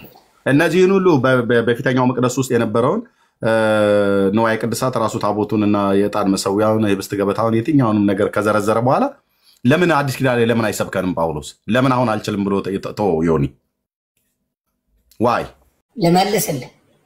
ምክንያቱም በአሁን ሰዓት ያለው ታቦት ክርስቶስ ስለሆነ ኦኬ ስለዛ ስለቀደመው አሁን እነኚህ ስለዘረዘራቸው መስበክ አያስፈልግም ማለት ነው አዲስ ኪዳን። ስለዚህ ምንድነው አሁን የማይቻልበት ምክንያት ያሁን የቤተክርስቲያን ታቦት ክርስቶስ ነው። ስለዚህ በምን በመስዋዕት በምን የምትድንበት ሳይሆን መስዋዕት በጎ ነው የመጣው ክርስቶስ ስለሆነ እሱ አዳኝ ስለሆነ በአሁን ሰዓት ብትሰብከው ምንም የሚተረጎምልን ነገር ስለሌለ ነው። ስለዚህ ሊሰበክ የሚገባው ክርስቶስ ስለሆነ የዕብራውያን መልእክት ጸሐፊ ምንድነው አሁን ስለነዚህ እንዳልተርክ ጊዜ አሁን አልችልም ማለት አሁን ልናገር አልችልም ማለት ለምን አሁን አዲስ ኪዳን ላይ ታቦቱ ጽላቱ ሊቃውንቱ ምናም ነገር ብለ የህብስት ገበታው መቅረዙ ምናም ብለ ይሄንን እንደው ካገናኘው ከመሲሁ ከኢየሱስ ክርስቶስ ጋር ያገናኘው ከመሲሁ ጋር ያገናኘው መንፈሳዊ ጥላነቱን ከአካሉ ጋር ያገናኘ ተሰብክ ካልሆነ በስተቀር አዲስ ኪዳን ላይ አሁን ታቦት ብለ ስብከት የለም አይሰበክም። ጳውሎስም ራሱ አልሰበከም። የህብስት ገበታው ዕጣን መሰዊያው ካህናቱ ምናም ተብሎ አንድም አልተሰበከም። ስለዚህ ይሄኛው በምድር ያለው የመጀመሪያይቱ ድንኳን የመጀመሪያይቱ የፊተኛይቱ ደግሞ የአገልግሎት ስርዓት የዚህ ዓለም የሆነ መቅደስ ነበራት ይላል። የዚህ ዓለም የሆነ መቅደስ ሚንስ ማለት ነው አሁን በኢየሩሳሌም ቀደም ባየኑ ቦታ ላይ መቅደስ ነበር። ይሄኛው መቅደስ ከራእይ መጽሐፍ ምዕራፍ 11 ቁጥር 19 ጋር ካነበብነው ጋር ተመሳሳይ መቅደስ ነው ይሁን። ራእይ 11 ቀደም ያነበብነው በሰማይ ነው አይደል? ይሄኛው በምድር ነው። አያው በቃ በሰማይና በምድር ያለው ራይት የራእይ በሰማይ ነው። ሰማይ ሲከፈት ታቦቱን አየነው ነው። ያ በሰማይ ያለው የተከፈተ ታቦት ከግራር እንጨት የተሰራ ሰዎች እያወጡ እየተሸከሙት የሚሄዱ ታቦት አይነት አይደለም። ታቦት ነው ያ የብሉይ ኪዳን በዛ ራእይ መጽሐፍ ምዕራፍ 11 ቁጥር 19 ላይ የተጻፈው ታቦት ነው። ግን እንደዚህ ካህናት ተሸክመውት የሚሄዱት አይነት ቁስ አካል የሆነ ታቦት አይደለም። ምን አይነት ነው ታዲያ? መንፈሳዊ የሆነ ነገር ነው። መንፈሳዊ መሰዊያ፣ መንፈሳዊ ታቦት፣ መንፈሳዊ መቅደስ አለ በሰማይ ማለት ነው። ለምሳሌ በሰማይ ያለችው ድንኳን መንፈሳዊ ናት። ለዚህ ፍጥረት ያልሆነች ለዚህ ፍጥረት ባልሆነች ድንኳን የዘላለም ቤዛነትን አግኝቶ አንድ ጊዜ ወደ ቅድስት በገዛ ደሙ ገባ እንጂ በኮርማዎች በፍየሎች በጥጆች ደም አይደለም ይላል። ስለዚህ ያቺ ድንኳን ለዚህ ፍጥረት ያልሆነች ድንኳን ናት። ያቺ ድንኳን ግዑዝ የሆነች ድንኳን አይደለችም፣ በሰማያት ያለችው ማለት ነው። ከተናገርነው ዋና ነገር ይህ ነው። በሰማያት በግርማው ዙፋን ቀኝ የተቀመጠ እንዲህ አይነት ሊቀ ካህን አለ። እሱም የመቅደስና የእውነተኛይቱ ድንኳን አገልጋይ ነው። እሷም በሰው ሳትሆን በጌታ የተተከለች ናት ይላል ዕብራውያን 8 ላይ ማለት ነው። በሰው ሳትሆን በጌታ የተተከለች ድንኳን በሰማያት በኢየሩሳሌም በሰማያቷ ኢየሩሳሌም በበጉ ከተማ በአዲስቱ ኢየሩሳሌም አለች። ያቺ ድንኳን መንፈሳዊ የሆነ ድንኳን ነው። መሰዊያ አለ፣ መንፈሳዊ ነው። ታቦት አለ፣ መንፈሳዊ ነው። መንፈሳዊ መሆኑን ከየት አምጥተህ ነው ኤርሚያስ የምታወራው? እንዲህ ዝም ብሎ ማውራት እንዴት ነው ብለው ካሉ ዝም ብዬ አይደለም ማወራው። አንደኛ አዲስ ኪዳን መጽሐፍትን እየጠቀስኩ ያለሁትኝ፣ ሁለተኛ እነዛ መሰዊያ እና ታቦት ለምሳሌ መሰዊያ ብሎ የሚለው በራእይ መጽሐፍ ምዕራፍ 6 ቁጥር 5 ላይ ያለ ይሆን አምስተኛው ማህተም በተፈታ ጊዜ የታረዱ ነፍሳት ከመሰዊያው በታች አየሁ ይላል ዮሐንስ። ያ መሰዊያ ያለው በሰማያት ነው። ታቦትንም አይቷል፣ በሰማያት ነው። ሊቀ ካህን ታይቷል፣ በሰማያት ነው። ድንኳን ታይታለች ወይ መቅደስ ወይ ድንኳን ወይ መቅደስ ብሎ የሚለው በሰማያት ነው። ይሄ በሰማያት ያየው ሙሴ በሲና ተራራ ላይ ሆኖ 40 ቀን በቆየበት ጊዜ ገና ጌታ ወርደ ከተራራው ላይ ወርደ ከግራር እንጨት ታቦቱን ይስሩት ይሄንና ይሄን ያህል ይከል ምናምን ነገር ብሎ ስርዓትን ሳይሰጠው በዛ በ40 ቀን ከጌታ ጋር በነበረው በ40 ቀን ቆይታው ተራራው ላይ እግዚአብሔር በመንፈሳዊው ዓለም ላይ ያለውን አሳይቶታል ለባሪያው። ስለዚህ ምን እንዳለው ታውቃለህ? በተራራው ላይ እንዳሳየው ምሳሌ ለማድረግ ተጠንቀቁ ይላል ዘጸአት መጽሐፍ ምዕራፍ 25 ላይ ናል። በባለፈው ሳምንት ያነበብነው ላይ ዘጸአት 25 ላይ ያወጣልኝ። ቴንክ ዩ ሎርድ። ዘጸአት 25 ላይ ናል።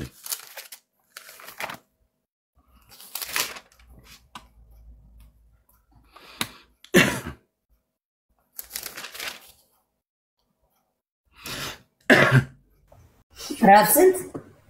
ዘጸአት 25 እግዚአብሔርም ሙሴን እንዲህ ሲል ተናገረው። ቆይ አሁን ማነብልን ቁጥር እንትኑ ቁስ አካሎቹን የምንፈልገው እነዚህ ንዋየ ቅድሳት የተባሉት ማለት ነው። ቁጥር 10 ምን ይላል? እሺ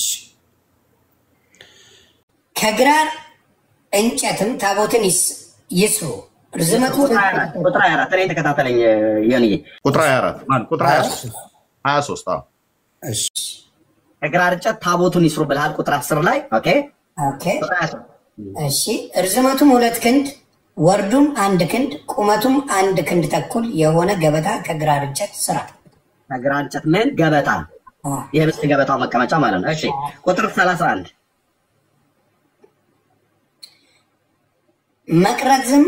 መቅረዝንም ከጥሩ ወርቅ አድርግ። መቅረዙ ከእግሩና ከአገዳው ጋር በተቀጠቀጠ ስራ ይደረግ። ኦኬ እንደዛ ይደረግ ይላል። ኦኬ ምንድነው መቅረዝ ነው አይደል ስራ ያለው? ስንት ዕቃዎች አየን? ታቦት እና ገበታው ገበታ አለ ቁጥር 24 ላይ። ቁጥር 31 ደግሞ መቅረዝ አይደል? አዎ። እሺ ቁጥር 26 ቁጥር 1 ምዕራፍ 26 ነው። አዎ እሺ ደግሞ ከተፈተለ ከጥሩ በፍታ ከሰማያዊ ከሐምራዊም ከቀይም ግምጃ የተሰሩ 10 መጋረጆች ያሉበትን ማደሪያ ስራ። ማደሪያ ማለት ድንኳኗ ማለት ነው። ራይት ኦኬ። እዛው ምዕራፍ 26 ቁጥር 31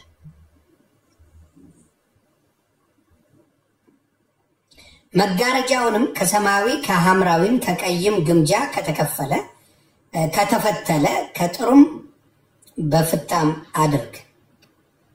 ብልህ ሰራተኛ እንደሚሰራ። እሺ ምዕራፍ 27 ቁጥር 1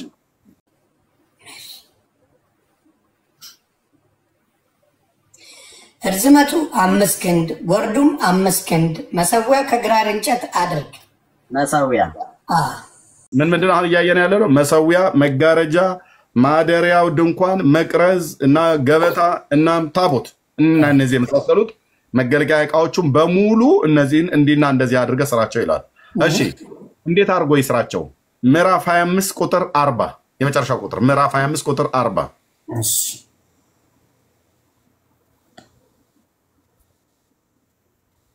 በተራራ ላይ እንዳሳየው ምሳሌ እንድትሰራ ተጠንቀቅ። ደጋሞ በተራራ ላይ እንዳሳየው ምሳሌ እንድትሰራ ተጠንቀቅ። 26:30 ምዕራፍ 26 ቁጥር 30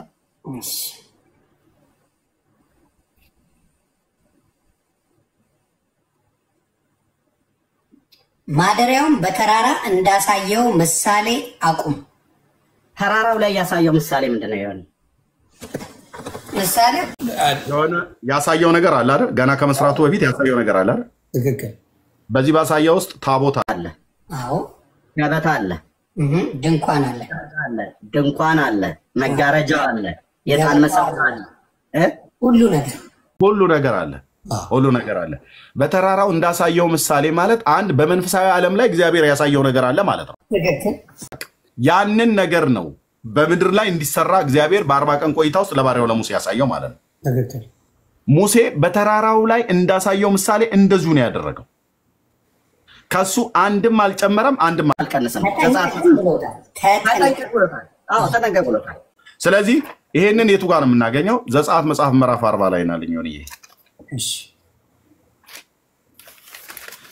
ዘጸአት መጽሐፍ ምዕራፍ 40 እና የራእይ መጽሐፍ ምዕራፍ 11 አሁን እንዴት እንደሚፈታ ወገኖቻችን ይዩት ማለት ነው። ኦኬ ዘጸአት መጽሐፍ ምዕራፍ ማነው? ዘጸአት መጽሐፍ ምዕራፍ 39 እና 40 39 ኦኬ 39 ኦኬ ቁጥር 1 ምን ይላል? እግዚአብሔርም ሙሴን እንዳዘዘው በመቅደሱ ለማገልገል ከሰማያዊ ከሐምራዊም ከቀይም ግምጃ በብልሃት የተሰራ ልብስ ለአሮንም የተቀደሰውን ልብስ አደረጉ። አሁን ይሄኛውን ካነበብኩ በኋላ ከዚህ ቀጥሎ ያለው እያንዳንዱ ንዋየ ቅድሳት እንዴት እንደተሰሩ ታቦቱ፣ ግራር እንጨቱ፣ ህብስት ገበታው ምናምን ነገር እነሱ ነው የሚናገረው። ስለዚህ አሁን አለፍ አለፍ ብዬ ስጠቅስልህ ሙሴ እግዚአብሔር ሙሴ እንዳዘዘው ብቻ የምትላትን ቃል አንብብልኝ። ቁጥር 2 እግዚአብሔርም ሙሴን እንዳዘዘው። ቁጥር 6 እግዚአብሔርም ሙሴን እንዳዘዘው። ቁጥር 8 እግዚአብሔርም ሙሴን እንዳዘዘው። ቁጥር 22 እግዚአብሔርም ሙሴን እንዳዘዘው። ቁጥር 27 እግዚአብሔርም ሙሴን እንዳዘዘው። ቁጥር 30 እግዚአብሔርም ሙሴን እንዳዘዘው እነዚህ እግዚአብሔር ሙሴ እንዳዘዘው ብሎ ከሚለው ቀጥሎ እቃዎቹ አሉ እያንዳንዱ የሚሰሩ እሺ ቁጥር 32 እንዲሁም የመገናኛውን ድንኳን የማደሪያው ስራ ሁሉ ተጨረሰ እሺ ከዛ እግዚአብሔር ሙሴ እንዳዘዘው ሁሉ የእስራኤል ልጆች አደረጉ እንዲሁ አደረጉ ኦኬ ቁጥር ምዕራፍ 40 ቁጥር 16 አንድ እሺ ችግር የለም አይ ወገሮቼ ሙሴ እንዴት እንደሰራ ማለት ነው እያንዳንዱ ነገር ሲሰራ እግዚአብሔር ሙሴን እንዳዘዘው እንጂ ሰራው ደስ እንዳለው ህዝብ አማክሮ ምናም ነገር ብሎ አይደለም የተሰራው እሺ ምዕራፍ 40 ቁጥር 16 እና ያለን አብረን ማለት ነው ዮኒ እንዲያው ብዬ ነው ኦኬ እሺ አሁን ስንት ምዕራፍ 40 ቁጥር 16 እሺ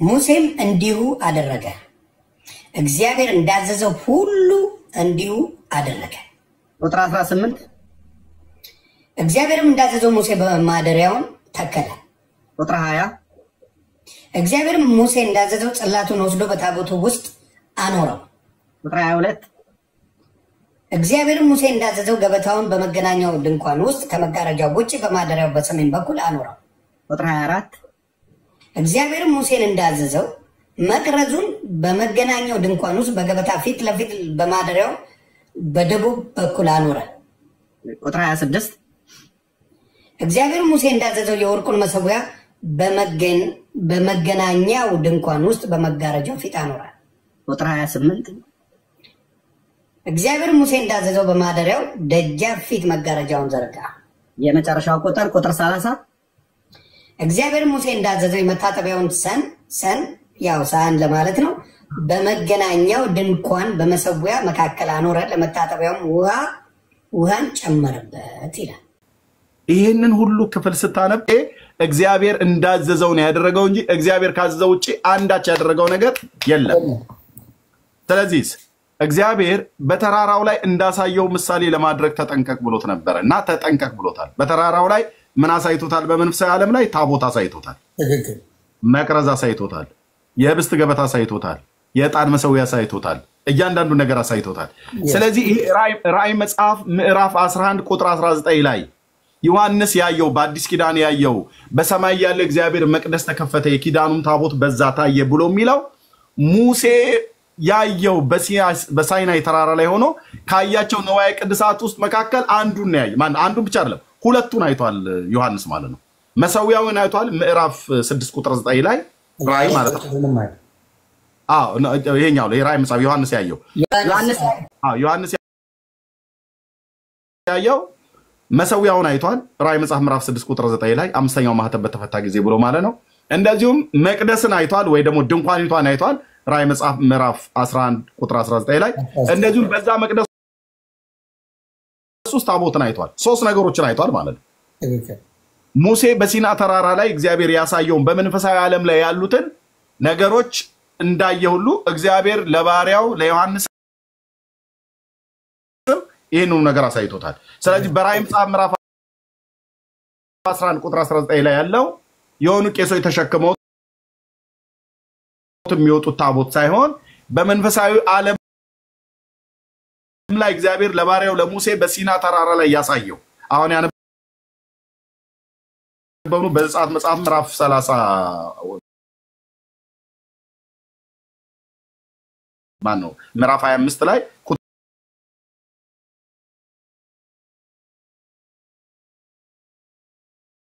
40 ላይ ያለው በተራራው ላይ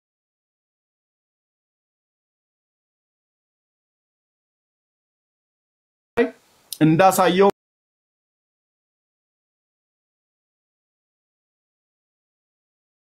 ምሳሌ ለማድረግ ተጠንቀቅ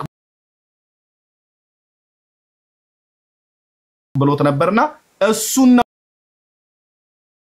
ያየው ሙሴ ያየው ነው ዮሐንስ ያየው በራእዩ ላይ ማለት ግልጽ ነው ዮኒ አይ በደንብ ነው ሙሴ በተራራው ላይ ያሳየው መንፈሳዊ ዓለም ላይ ያለውን ቁስ አካል አይደለም፣ ከእንጨት የተሰራ አይደለም። እዛ ያለው ድንኳን ከእንጨት የተሰራ አይደለም። እዛ ያለው መሰዊያ ከእንጨት የተሰራ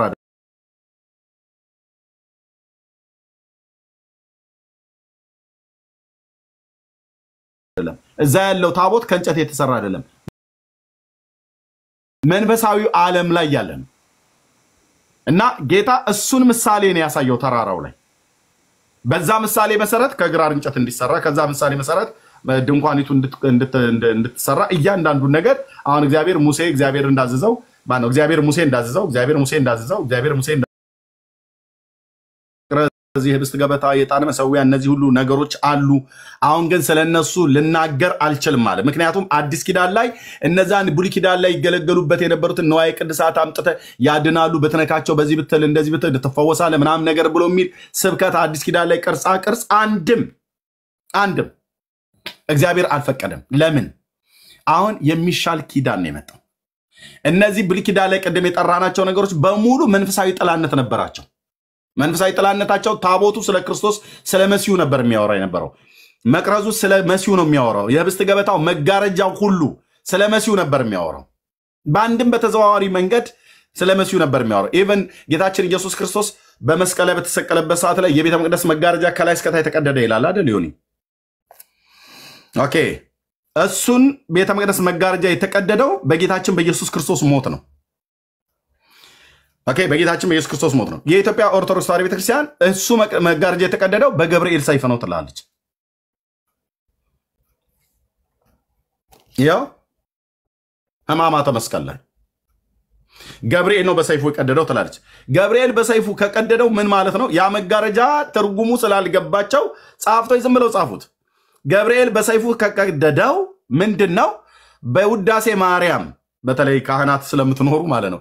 በውዳሴ ማርያም የሰኞ ውዳሴ ማርያም ላይ ወሰጠጠ መጽሐፈ ዕዳሆሙ ብሎ የሚለው ቃልን ዜሮ ያስገባዋል ማለት ነው። ገብርኤል በሰይፍ ቀደደ ብላችሁ ካላችሁ በዚህ መጽሐፍት ላይ ሕማማተ መስቀል ላይ ገብርኤል በሰይፍ ቀደደ ብሎ ይላል። ኦኬ፣ እሱ መጋረጃ የተቀደደው በኢየሱስ ክርስቶስ ሞት እንጂ በገብርኤል አይደለም። ቅዱስ ገብርኤል በሰይፍ ሲጀምር ገጀራ ሰይፍ የለውም። እሱ እንደዚህ የሚቆርጡበት ምናምን ነገር ሰይፍ እንደዚህ ገጀራ ሰይፍ የላቸውም። መላእክት የታጠቁት የራሳቸው ኃይል እንዳለ ብናቅም ግን እንደዚህ ገጀራ ሰይፍ ምናምን ነገር የለም። ኦኬ፣ ስለዚህ የቤተ መቅደሱ መጋረጃ የተቀደደበት ትልቁ ነገር በሰውና በእግዚአብሔር መካከል የነበረ የጥል ግድግዳ ነው። በስጋው ነው ያፈረሰው ማለት ኢየሱስ ሲሞት በስጋው አፈረሰው። ሰውን ከእግዚአብሔር ለይቶ የነበረ ማለት ነው። ስለዚህ መጋረጃው መቀደዱ፣ የህብስት ገበታው በቤተ መቅደስ ውስጥ መቀመጡ፣ መቅረዙ፣ ታቦቱ፣ ቅድስተ ቅዱሳን በውጭ በኩል ያለው አደባባይ ላይ የመታጠቢያው ሰን፣ የነሐስ መሰዊያው፣ የእንሰሶችና የፍየሎች፣ የኩርሞች፣ የጥጆች ደም ማቅረብ፣ ይሄ ሁሉ የነበረው እግዚአብሔር ጠርቆ ከመንገድ አስወግዶ በልጁ በክርስቶስ ኢየሱስ አዲስን ኪዳን አቁሟል። ይሁን አዲስ ኪዳን ማለት ነው። አሁን በእኔና በአንተ ቀዥቃዣነት ይሁን ብሉይ ኪዳን ላይ ብንሆን በቀን 40 በግ እንኳን ራሱ እንኳን አይበቃንም። 40 በግ ከየት ነበር የምናመጣው? ለእያንዳንዱ ለተሳደብነው፣ ለእያንዳንዱ ለሰደብነው፣ ለደበደብነው ሁሉ በግ እያመጣህ አሁን ይሰዋልሃል። እጁን ካህኑ የበጉ ጭንቅላት ላይ እጁን ይጭንና ያንተንም አድርጎ የዚህ ሰው በደል የዮኒና የኤርሚያስ በደል በበጉ ላይ ይኑር ብሎ ያርደዋል። እንደ ህጉ ደሙ ይረጫል። ከዛ ተመልሰን ደግሞ ስንሄድ አሁንም ደግሞ ወይ እንሰርቃለን ወይ እንሰድባለን ወይ እናመነዝራለን። ስንት በግ ነበር የሚበቃለኛ? እኔ ሳስበው እውነቴ ነው የምልህ፣ በእኔ መንቀዥቀዥ ስንት በግ ነበር ላቀርብ የምችለው?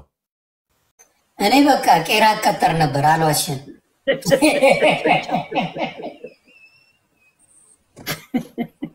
ቄራ አቀጠርና አባቴ በቃ በዛ ይጣጣልኝ። ልናቀርበው የምንችለውን ነገር ሁሉ ስታስበው እንደ ህጉ የሚቀርቡ ነገሮች በደም ካልሆነ በስተቀር መንጻት የለም። ስለዚህ እሱን ሁሉ እግዚአብሔር ልጅ ጌታችን ኢየሱስ ክርስቶስ ሙሉ በሙሉ ጠርቆ አንድን መስዋዕት በዘላለም መንፈስ አድርጎ ራሱን ለእግዚአብሔር ያቀረበ የጌታችን የኢየሱስ ክርስቶስ ደም ከሞተ ስራ ሁሉ ህሊናችንን ሊያነጻ የታመነ ነው፣ ደግሞ አንጽቷል። ስለዚህ አሁን አዲስ ኪዳን ላይ ዮኒ ለበደለው በደልና ኃጢአት ምክንያት በባለፈው ንስሐ ስትገባ በእግዚአብሔር ፊት ጌታ ኢየሱስ በፈሰሰው ደምህ በደል ኃጢአቴን ይቅር በለኝ ስትል ለዘላለም ነው ኃጢአት ከኛ ላይ የተወገደው። ለዘላለም ነው እግዚአብሔር በደልና ኃጢአትን አላስብም ብሎ ያለ ማለት ነው። ምክንያቱም የተከፈለው የኮርማ ደም አይደለም የፈሰሰልንና ላንተ ለዓለም ሁሉ የልጁ የኢየሱስ ክርስቶስ ደም ነው። የልጁ የኢየሱስ ክርስቶስ ደም ደግሞ የማያነጻው ኃጢአት የለም። ይሄ ቀረሽ ተብሎ የሚባል ኃጢአት የለም። ስለዚህ እግዚአብሔር እንዲህ አይነት ነገር የሰጠን ማለት ነው። ስለዚህ አዲስ ኪዳን ላይ ጳውሎስም ቀደም አሁን ስለነዚህ ልናገር አልችልም ብሎ ያለው አሁን አዲስ ኪዳን ላይ ሊሰበክ የሚችል የእግዚአብሔር ልጅ ኢየሱስ ክርስቶስ መጥቷል ማለት ነው። አሁን ቅርጻ ቅርጽ አሰብክም አዲስ ኪዳን ላይ ያድናሉ። ቅርጻ ቅርጽ ብትነካቸው ትፈወሳለህ፣ ብትዳስሳቸው እንትን ትላለህ፣ ብትሳለመው እንትን ትላለህ። በምንም አይነት መልኩ ምንም አይነት አንደኛ ሊሰበክ የሚችል ቁስ ነገር የለም አዲስ ኪዳን ላይ። አዲስ ኪዳን ላይ የሚሰበከው አማኑኤል ነው። ራሱ አምላክ ሰው ከድንግል የተወለደ የዓለም መድኃኒት ጌታችንን እንሰብካለን። ኦኬ ሌላው አዲስ ኪዳን ላይ የሚያነሱት ሌላኛው ጥቅስ ዕብራውያን 13:10 ይጠቅሳሉ። ዕብራውያን 13:10 የኒ መሰዊያ ያለን ብሎ የሚለው ማለት ነው። ኦርቶዶክሳውያን ወገኖቻችንም ወይ ታቦት በአዲስ ኪዳን አለ ብለው የሚጠቅሱት ጥቅስ ዕብራውያን 13:10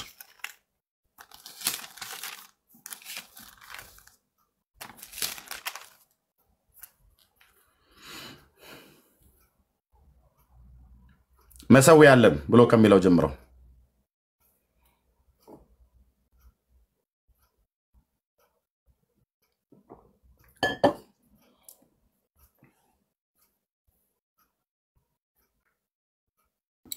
ዕብራውያን 13 መሰዊያ ያለን ከእርሱም ሊበሉ ድንኳኒቱንም የሚያገለግሉ መብት የላቸውም። ሊቀ ካህናት ስለ ኃጢአት ወደ ቅድስት የእንስሶችን ደም ያቀርባልና ስጋቸውን ግን ከሰፈሩ ውጪ ይቃጠላል። ስለዚህ ኢየሱስ ደግሞ በገዛ ደሙ ሕዝቡን እንዲቀድስ ከበር ውጪ መከራ ተቀበለ። እዚሁ ጋር መልሳለሁ። በቃ እዚሁ ጋር ተናገረ። ሌላ ቦታ እንኳን አላሯሯተንም። ክብሩ ይስፋ። የለም እዚሁ ጋር ነገረ። መሰዊያ ያለን ከእርሱም ሊበሉ ድንኳኒቱንም የሚያገለግሉ መብት የላቸው። ሊቀ ካህናት ስለ ኃጢአት ወደ ቅድስት የእንስሶችም ደም ያቀርባልና ስጋቸውን ግን ከሰፈሩ ውጭ ይቃጠላል። ይሄ የብሉይ ኪዳን ነው። ስለዚህ አለ ቃል በቃል። ስለዚህ ኢየሱስ ደግሞ በገዛ ደግሞ የሕዝቡን እንዲቀድስ ከበር ውጭ መከራን ተቀበለ። ስለዚህ ምንድነው ያለ ያለው ጌታ በዚህ ክፍል ላይ ምንድነው የታቦት አለ ብለው ከሚጠቅሱት አንዱ የአዲስ ኪዳን ጥቅስ ነው። ይሄ ስለ ታቦት ያወራል ክፍሉ ስለ ታቦት ነው የሚያወራው። ኤርሚያስ ተረጋጋ ብሎ የሚል ሰው ካለ አሁንም ኢንቫይት እናደርገዋለን። ይምጣና ከኔ ጋራ ያወራል። ኮሜንት ደስ ብሎ ነው የምታወራው። በጣም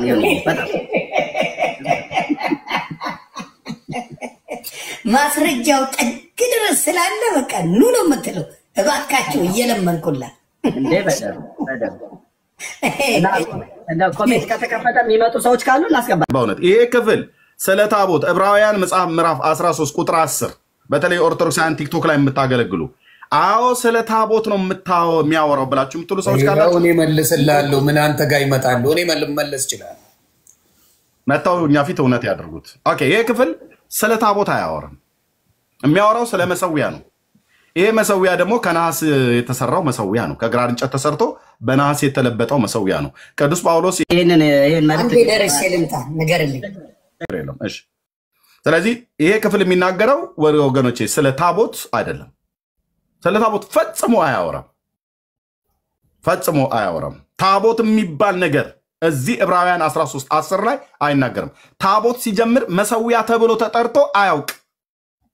የለም ወንድሞች እናቶች፣ የሌለውን ኬት እናምጣው? የለም ታቦት መሰዊያ ተብሎ ተጠርቶ አያውቅም።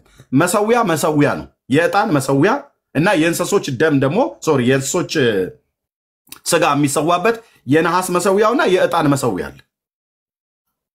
ታቦት መሰዊያ ተብሎ ተጠርቶ አያውቅም። ታቦት እንጂ መሰዊያ አይደለም። ደም ላው ላይ ይረጭበታል። አዎ ግን ደሙ ሲረጭ መሰዊያ ሆኖ ስለሆነ ሳይሆን ደሙን ወስዶ ወደ ቅድስተ ቅዱሳን ሊቀ ካህኑ በአውራ ጣቱ 7 ጊዜ እንደዚህ ደም ይረጭበታል ታቦቱ ላይ ማለት ነው። ባለፈው እንዳሳየውት የኔ ሎጎ ባይዘው የተናገሩነቱን ሰፋ አድርጋችሁ ብታዩት እሱ ነው የሚያሳይ ማለት ነው። ደም በስርየት መክደኛው ላይ በሁለቱ ኪሩብ መካከል ይፈሳል ማለት ነው። እና እዛ ቦታ ላይ ደም የእንስሶችና የኮርማዎች የፍየሎች የጥጆችን ደም ሊቀ ካህን ስለ ኃጢአት ወደ ቅድስት የእንስሶችን ደም ያቀርባል ይላል። ወደ ቅድስት ማለት ወደ ውስጥ ከመጋረጃው አልፎ ታቦቱ ባለበት ላይ ወስዶ ይረጨዋል። እንደ ሕጉ ማለት ነው። እንደ ሕጉ እንጂ ታቦት መሰዊያ ሆኖ አያውቅ። መሰዊያ ሁለት መሰዊያ ነው ያለው። አንድ የዕጣን መሰዊያ፣ ሁለት የነሐስ መሰዊያ። የነሐሱ መሰዊያ ላይ የታረዱ እንስሶች ስጋቸው ከሰፈር ውጭ የሚቃጠልበት ነው። የዕጣን መሰዊያው ደግሞ ቤተ መቅደሱ ስትገቡ ፊት ለፊት ላይ ወደ ቅድስተ ቅዱሳን የሚወስደው መጋረጃው ጋር ከመድረሳችሁ በፊት ፊት ለፊት ላይ እዚህ ጋር ቁጭ ብሎ የሚያገኝህ የዕጣን መሰዊያው ነው። በቀኝ በኩል የህብስት ገበታ አለ፣ በግራ በኩል መቅረዝ አለ። ከውጪ የመታጠቢያ ሰንና የነሐስ መሰዊያ አለ። በመጀመሪያ ወደ ድንኳኑ ግቢ ወደ አጥሩ ስትገባ የነሐስ መሰዊያው ፊት ለፊት ታገኘዋለህ። እንስሶች ታርደው ስጋቸው የሚቃጠልበት። ከሱ አለፍ ስትል የመታጠቢያ ሰን ወይ ደግሞ ውሃ የሚይዝበት ካህናት እግራቸውን የሚታጠቡበት ወደ መቅደስ ከመግባታቸው በፊት ካህናት እግራቸው የሚታጠቡበት አለ። እሱን አለፍ ስትል ወደ ቅድስት ትገባለህ። ቅድስት ውስጥ ፊት ለፊት ላይ ቅድም ያልኩ የዕጣን መሰዊያው እዚህ ይጠብቃል። ከሱ ወደዛ ቀጥሎ መጋረጃ ነው ያለው። ኦኬ፣ ፊት ለፊት ላይ የዕጣን መሰዊያ አለ። በስተቀኝ በኩል የህብስት ገበታ አለ። በግራ በኩል መቅረዝ አለ። ያንን የፊተኛውን ፊት ለፊት ላይ ያለው መጋረጃውን ስትከፍት ከታቦቱ ጋር ትገናኛለህ ማለት ነው። እንዲህ አድርጎ ነው ጌታ የሰጠው። ስለዚህ ይሄ በዕብራውያን መልእክት መጽሐፍ ምዕራፍ 13 ቁጥር 10 ላይ የተጻፈው ታቦት አይደለም። መሰዊያ ብሎ ሲል ውጭው ያለውን ነው ቅዱስ ጳውሎስ እየተናገረ። መሰዊያ አለን ብሎ ሲል የትኛው መሰዊያ ነው? የነሐሱን መሰዊያ ነው። ኖት ታቦት። ታቦት መሰዊያ ሆኖ አያውቅም። እኔ ከየት እንደመጡ የማይታወቁ ሰዎች መጥተው ታቦት መሰዊያ ነው ብለው ሲሰብኩ በጣም ነው የሚያስቀኝ። አዲስ ኪዳንም ላይ ታቦት መሰዊያ ነው ብሎ የሰበከ አንድ ሐዋርያ የለም። አንድ ታቦት መሰዊያ ነው ብሎ የሚል የሰበከ ሲጀምር አዲስ ኪዳን ላይ የራሱ ጌታችን ኢየሱስ ክርስቶስ ካቀረበው መስዋዕትነት ውጪ አሁን በቤተክርስቲያን የምንወስደው ህብስቱና ወይኑ አለ አይደለ? እሱ መስዋዕት ተብሎ ተጠርቶ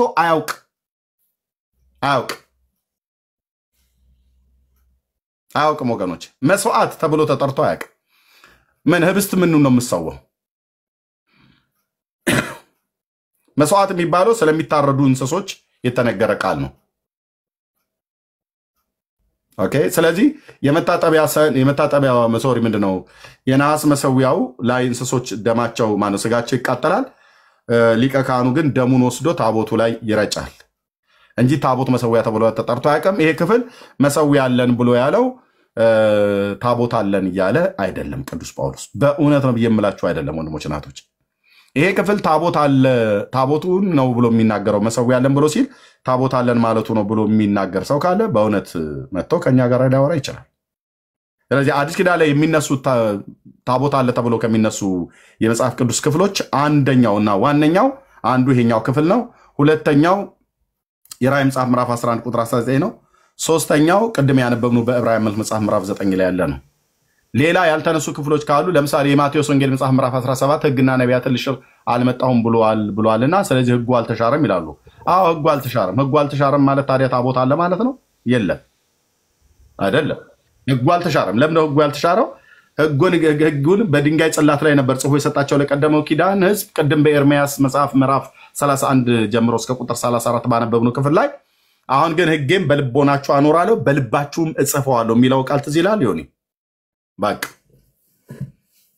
ስለዚህ ሕጉ የተጻፈበት ነገር ሳይሆን ኤርሚሻ እሱ ብቻ ሳይሆን ታዲያ በመስዋዕት አሁን የሚዳን ከሆነ ክርስቶስ ለምን መጣ? በከንቱ ሞተ ማለት ነው። አዎ መስዋዕት እየተደረገ አሁንም በመስዋዕት የሚዳን ከሆነ ክርስቶስ ለምን መጣ? በከንቱ ሞተ። ምን ያደርግ? በከንቱ ነው እግዚአብሔር አምላክ አንድያ የሚወደውን ልጁን የሰጠን። ይሄ እኮ ጽድቁም የማይሰጥ ነገር ነው። ለክርክርም አይቀርብም። ልክ ነው። ክርስቶስ ከመጣ በኋላ እነዛ ነገሮች በሙሉ ከአገልግሎት ውጭ ናቸው። ምንም ጥቅም የላቸው። ስለዚህ የታቦት አገልግሎት ከብሉይ ኪዳን እስከ አዲስ ኪዳን ድረስ ያለው ይሄ ነው። ከዚህ ውጪ ከዚያው መጽሐፍ ቅዱስ ላይ ካለው ውጪ ያለ ሌላ አለ ተብሎ የሚባል መጽሐፍ ቅዱሳዊ ያልሆነ ታቦትና የታቦት አገልግሎት ነው ማለት ነው። መጽሐፍ ቅዱሳዊ ያልሆነ ማለት እግዚአብሔር የማያውቀው ማለት ነው። እግዚአብሔር የማያውቀው ሊያውቀውም የማይፈልገው የአገልግሎት ስርዓት የሰዎች ስርዓት ሰዎች ራሳቸው ከአይምሯቸው ፈጥረው ያደረጉት እንደየሃይማኖታቸው እናከብርላቸዋለን። ግን የእግዚአብሔር ታቦት ነው ግን ብሎ ማንም ሰው ሊል ግን አይችልም። ካለ እንጠይቀዋለን፣ መልስ ያመጣል። ካለ እንከራከረዋለን፣ መልስ ያመጣል። እንሞግተዋለን፣ መልስ ያመጣል። አዲስ ኪዳን ላይ ታቦት የሚባል አገልግሎትና የአገልግሎት ስርዓት የአብርሃም አምላክ ጌታ እግዚአብሔር ምስክር ነው የለም። ጥቅሙስ ምንድን ነው? አሁን እኔ የምጠይቀው በየቤተ ክርስቲያኑ ታቦቶች አሉ፣ በየቤተ ክርስቲያኑ ማለት ነው። ጥቅሙ ምንድን ነው? እስቲ ንገረኝ ጥቅሙ። እኔ ሲጀምር እሱን ታቦት ብዬ አልጠራውም እንደ እግዚአብሔር ቃል ማለት ነው። ግን በቤተክርስቲያኒቱ ውስጥ እንደነበረ ሰው ጥቅሙ ምንድነው? ቤተክርስቲያኒቱ የምታደርግበት የነበረው የጌታን ስጋ እንፈተትበታለን ይባላል። አይፈተትበትም። ሲጀምር የጌታ ስጋ የሚፈተትበት የሆነ ራሱን የቻለ ጸሐል የሚባል እንደ ትሪ ነገር አለ። እሱ ላይ ነው እንጂ ታቦት ላይ ታቦት ተብሎ በኦርቶዶክስ ቤተክርስቲያን የሚታመነው ላይ የጌታ ስጋ አይፈተትበትም። ይሄንን ህዝብ አያውቅ። ይሄንን የሚያውቀው ዲያቆንና ካህን ብቻ ነው። ዲያቆናቱ መንበሩን እንኳን ራሱ አንነካም፣ ግን እናየዋለን የሚታይ ስለሆነ ማለት ነው። እዛው ከካህኑ ጋር አብረን ስንቀድስ እናየዋለን። አንዳንዴ ደግሞ ከተቀመጠበት መሳቢያ ውስጥ ሁሉ አይወጣም ታቦቱ። ትሪ መሳይ ነገር አለ፣ እዛ ላይ ነው የሚፈትተው ማለት ነው። የሚፈተተው ደግሞ ህብስት ነው። 3 ዳቦችን እኛ እንጋግራለን በቤተልሔም ማለት ነው። አምጥቶ ለካህኑ በመሶበ ወርቅ ይዘን እንመጣለን ለቅዳሴ ስርዓት ስንገባ። ከዛ ውጭ በቃ እዛ የቅዳሴው ስርዓት ይከናወናል ማለት ነው። እና ለህዝቡ የሚነግሩት ታቦቱም እንደው ተብሎ ሲባል የጌታን ስጋ የምንፈትትበት ነው ይላሉ። ኖት የጌታ ስጋ ታቦት ላይ ሲፈትት እኔ ካህንን አላየውም። ትሪ መሳይ ነገር ላይ ነው የሚፈተተው። አለቅ። ይህንን ምእመኑ እኛ ካህናት የሆነን አገልጋዮች የሆነን ስንነግራቸው አው ፈተትበታል ተብሎ ይባላል እንጂ ማንም እዛ ላይ የሚፈትት የለም። ወንድሞች ናቶች። ስለዚህ አገልግሎቱ ምንድን ነው? እኔ ያልገባኝ ነገር ከቤተ ክርስቲያን ወይም ደግሞ ከመጽሐፍ ቅዱስ ውጪ ማድረጉ ጥቅሙስ ምንድን ነው? አይታየኝም። ምንድን ነው ጥቅሙ? እግዚአብሔር ያድርበታል። መንፈሱ በመንፈሱ ታቦቱ ላይ እግዚአብሔር ያድራል ብለው ይላሉ። እግዚአብሔር አያድርም። ወንድሞች ናቶች፣ በያው አምላክ በእግዚአብሔር ፊት የምነግራችሁ ጳውሎስ ይናገር ነበረ እኮ አያድርም። እግዚአብሔር አያድርም። እግዚአብሔር የሚያድረው በአዲስ ኪዳን አድራለሁ ብሎ ያለው የመንፈሱ ማደሪያ ቤተ መቅደስ ናቸው ብሎ ያለው የአዲስ ኪዳን በክርስቶስ ኢየሱስ ደም ተቀድሰው አምነው የዳኑ እኛ ውስጥ ነው። መንፈስ ቅዱስ አሁን ጌታን በተቀበልክ ቀን መንፈስ ቅዱስ በአንተ ውስጥ ነው ያደረው። ይሆን በቃ ኢየሱስ በአንተ ውስጥ ነው ያደረው። በአንተ ውስጥ የልዑል እግዚአብሔር መንፈስ ሊያድር በጎ ፍቃዱ። ኢየሱስ ጌታ እንደሆነ በልብ አምነህ በአፍህ መስክረህ ድነሃል። ጌታን ኦፊሻሊ ተቀብለሃል። የእግዚአብሔርን ቃል በማንበብ በመማር ከቅዱሳን ጋር ህብረት በማድረግ በጸሎት በቅድስናና በጽድቅ ህይወት እንድንመላለስ ጌታ ያስተምረናል። ስለዚህ ከእግዚአብሔር የተቀበላችሁት በእናንተ የሚኖረው የመንፈስ ቅዱስ ማደሪያ ቤተ መቅደስ ብሎ ያለን አዲስ ኪዳን ላይ እኔና አንተን እንጂ የሆነ ቅርጽ ላይ መንፈስ ቅዱስ ያድራል ብሎ የሚል የለም። በእግዚአብሔር ዓለም ውስጥ የለም። ወንድሞቼ ናቶቼ አትልፉ። አዲስ ኪዳን እግዚአብሔር በቅርጻ ቅርጽ ላይ የሚያድርበት አንዳችም ቦታ ትምህርት የለም። አድራለሁ ብሎ ያለው በእኛ ነው። በክርስቶስ ኢየሱስ በሚያምኑ ሰዎች ጌታን ሲቀበሉ የእግዚአብሔር መንፈስ በእነሱ ያድራል። በእነሱ ያድራል። እና በአዲስ ኪዳን ግን እግዚአብሔር የሆነ ነገር ቤተክርስቲያን ሙሉ ወንጌል የሆነ ነገር ሰርታ፣ መሰረት ክርስቶስ የሆነ ነገር ሰርታ፣ ካቶሊክ የሆነ ነገር ሰርታ፣ ወይ ደግሞ ኦርቶዶክስ የሆነ ነገር ሰርታ በዚህ ዕቃ ላይ መንፈስ ቅዱስ ያድራል፣ በዚህ ዕቃ ላይ መንፈስ ቅዱስ ይረብበታል ብሎ የሚል ወንድሞቼ ናቶቼ እሱ እንደዚህ አይነት አገልግሎት የለም። እዚህ አዲስ ኪዳን ላይ የለም። የአዲስ ኪዳን ኢየሱስ ኪዳን መሆኑን የምሕረት ኪዳን መሆኑን ወይም ኪዳነ ምሕረት መሆኑን ለመቀበል ለምንድን ነው የሚተናነቃቸው? መጽሐፍ አለማንበብ ወሬዜ መጽሐፍ ቅዱስ አለማንበብ ይሆን ምን በግልጽ ነው የተቀመጠው። አዎ እሱ እንደሞተልን ከኃጢአት ስርየት እንዳደረገልን አብዛኛው ኢቭን ሙቪ በማየት ሌላውን ተው ስለ ክርስቶስ የተሰራ ሙቪን በማየት እሱ እንዳዳነን ብዙ ሳያውቀን እሱን መቀበል እንዴት ሊከብድ ቻለ? ትልቅ ቤተክርስቲያን ናት እንግዲህ በጣም የረጅም ዕድሜ የነበረው ይሄን ሁሉ አስገብቶ ሰውን ማወዛገብ ለምንድን ነው የተፈለገው? እንደው እንደው እንደ ወንድም የምታውቀው ወይም ደግሞ የምትገምተው ነገር ካለ ምንድነው? ግምቴ አንድ ነገር ለመቀበል ማወቅ አለብህ አይደል? በመጀመሪያ ስለዛ ነገር ለማወቅ ማንበብ አለብህ ወይ መማር አለብህ አይደል? ትክክል። ህዝባችን ስለ እግዚአብሔር ስለ ክርስቶስ ኢየሱስ አላወቀም። ለምንድን ያላወቀው? ስላላነበበ። ምን ስላላነበበ? የተባረከውን እግዚአብሔርን ቃል መጽሐፍ ቅዱስ። ለዚህ ነው መጽሐፍ ቅዱስን አንብቡ አንብቡ አንብቡ አንብቡ አንብቡ ብለን የምንለው ማለት ነው። ሰው መጽሐፍ ቅዱስን ማንበብ አለበት። መጽሐፍ ቅዱስን ሲያነብ ስለ እግዚአብሔር ያውቃል፣ ስለ ክርስቶስ ያውቃል፣ እያወቀ ይመጣል። ከዛሬ ይልቅ ለነገ፣ ከነገ ይልቅ ለሚቀጥለው ጊዜ ዕውቀቱ እየጨመረ ይመጣል። ባነበበ ቁጥር የእግዚአብሔርን ቃል በተማረ ቁጥር በቤተክርስቲያን ማለት ነው። እና ሲጀምር በኦርቶዶክስ ተዋሕዶ ቤተክርስቲያን ታውቃለህ፣ እውነቱን እንነጋገር፣ ይሄ መጽሐፍ ቅዱስን ሰው እንዲያነብ ብዙ አይበረታታም። ካህናቱ ይሄን መጽሐፍ ቅዱስን አንብቡ ብለው ህዝብን ሲመክሩ አይተህ ታውቃለህ? ከዛ ይልቅ እንደነኛ አይነት መጽሐፍቶችን እንዲያነቡ ነው የሚመክሯቸው። የጸሎት መጽሐፎች ብለው ያመርጧቸዋል። ስለዚህ እነዚህን መጽሐፍቶች እያነበብክ እግዚአብሔር በክርስቶስ ኢየሱስ ያደረገውን ምሕረቱን፣ ቸርነቱን፣ ፍቅሩን፣ ትህትናው፣ በጎነቱንና በቀደመው ኪዳንና በአሁኑ በሁለተኛው ኪዳን በአዲሱ ኪዳን ውስጥ ያለው ልዩነት አታውቅም። ይህንን መጽሐፍ ቅዱስ ግን ስታነብ በቀደመው ኪዳን እግዚአብሔር ያደረገውን እንደዚሁም በአዲሱ ኪዳን ደግሞ እግዚአብሔር ያደረገውን ግልጽ ሆኖ ይታያል ማለት ነው። በግልጽ ነው ላሳየ። በዛ ጊዜ እየነበረው በዛ ጊዜ ሆኜ ስለ ቅድስት ድንግል ማርያም ምን እንዳልኩ ስማ። እዚህ ጋር በዛ ጸጉሬ ምንም ማየት ትችላለህ። ገና ያላደገ ነበር ሳይሆን እሱ ለፈጠራቸው ሽንጣችሁን ገትራችሁ ያዙ ይልቀቁኝ የምትሉት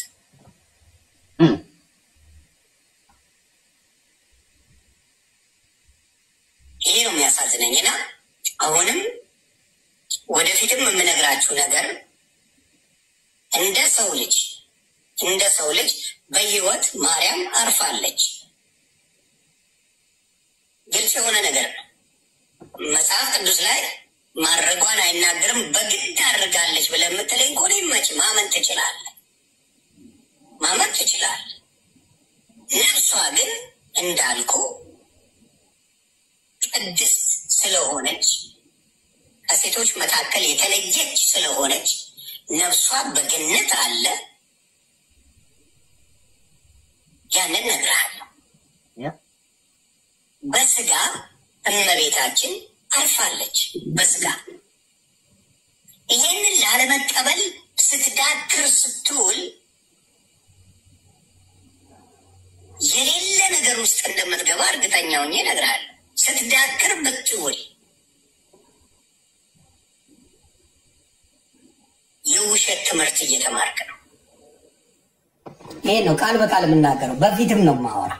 እኔ የማምነው መንገድ እውነተኛ ነገርን እያመጣው በድፍረት የምናገርበት መንገድ ለምን መሰለ? ከጌታ ጋር ለማመቻመች የሚፈለግ ነገር አለ። ከጌታ እኩል ለማድረግ እሱ ያደረገው እሷ ማድረግ ትችላለች ብለው የሚመጡበት መንገዶች ናቸው ብዙ ነገሮችን ያበላሹ። እኩል እሱ እንዲያደርገ ለሷ እሱ እንዲያደርገ ለሷ እሱ እንዲያደርገ ለሷ የሚባለው ነገር እኩል የመውሰድና የማሁን 16ቱ ቀን የሚጾሙ አድርጋለች ብለው አምነውበት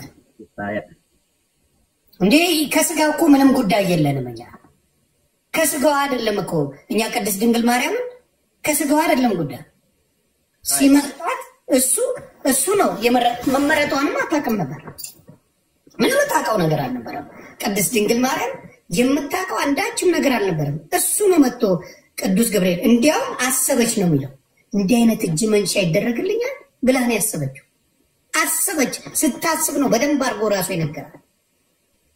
እና ምን ለማድረግ ታስቦ ነው? ከአምላክ ጋር እኩል ቦታውን ለመስጠት። ለዚህ ነው በድፍረት ተነስተው የእሷ ስጋና ደም ነው የተሰቀለው ተሰቅላለች እያሉ ቃል በቃል የሚናገሩት በድፍረት ይህን ስለሚናገሩ ነው። በቤተክርስቲያን ላይ ይሳለቃሉ። ቅድስናዋን ማን ይወስዳል? እግዚአብሔር የሰጣትን ጸጋ ማን ነው የሚወስደው? ጴንጤ መውሰድ ይችላል፣ ሙስሊም መውሰድ ይችላል፣ ካቶሊክ መውሰድ ይችላል። ማን ይችላል? መጽሐፍ ቅዱሳዊ ነው። ጸጋ እንደተሞላች መጽሐፍ ቅዱስ ነው የነገረን። ማንም ከኪሱ አምጥቶ የሚናገር ነገር የለም። እና ይሄ ነገር ነው ትንሽ የሚያማው። ወደ አምላክነት የመውሰድ ወደ አምላክነት እየተወሰደ ነገሮችን ታቦቶችን እንደዚሁ ለምን እንደምልህ ለንግድ ያመቻል። ከ1 እስከ 30 ያደረጉበት በየአመቱ አለ። ገባ? ዛሬ አመቱ ነው። በ30 ቀን ውስጥ ያመቱ አንድ አለ። እያንዳንዱ ያመቱ የሆነ ንግስ አለ።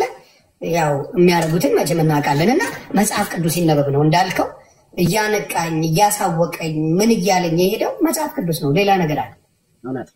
ስለዚህ አንተም ብርክበልልኝ ሌላ የምትለው ነገር ካለ የምታስተምረን ካለ ታቦቱ ላይ ምናልባት የሚጠይቁ ሰዎች ጥያቄ የሚጠይቁ ሰዎች ካሉ የ2 ሰዎች እና የ3 ሰዎች ጥያቄ መቀበል እችላለሁ። የትኛውንም ጥያቄ ነው።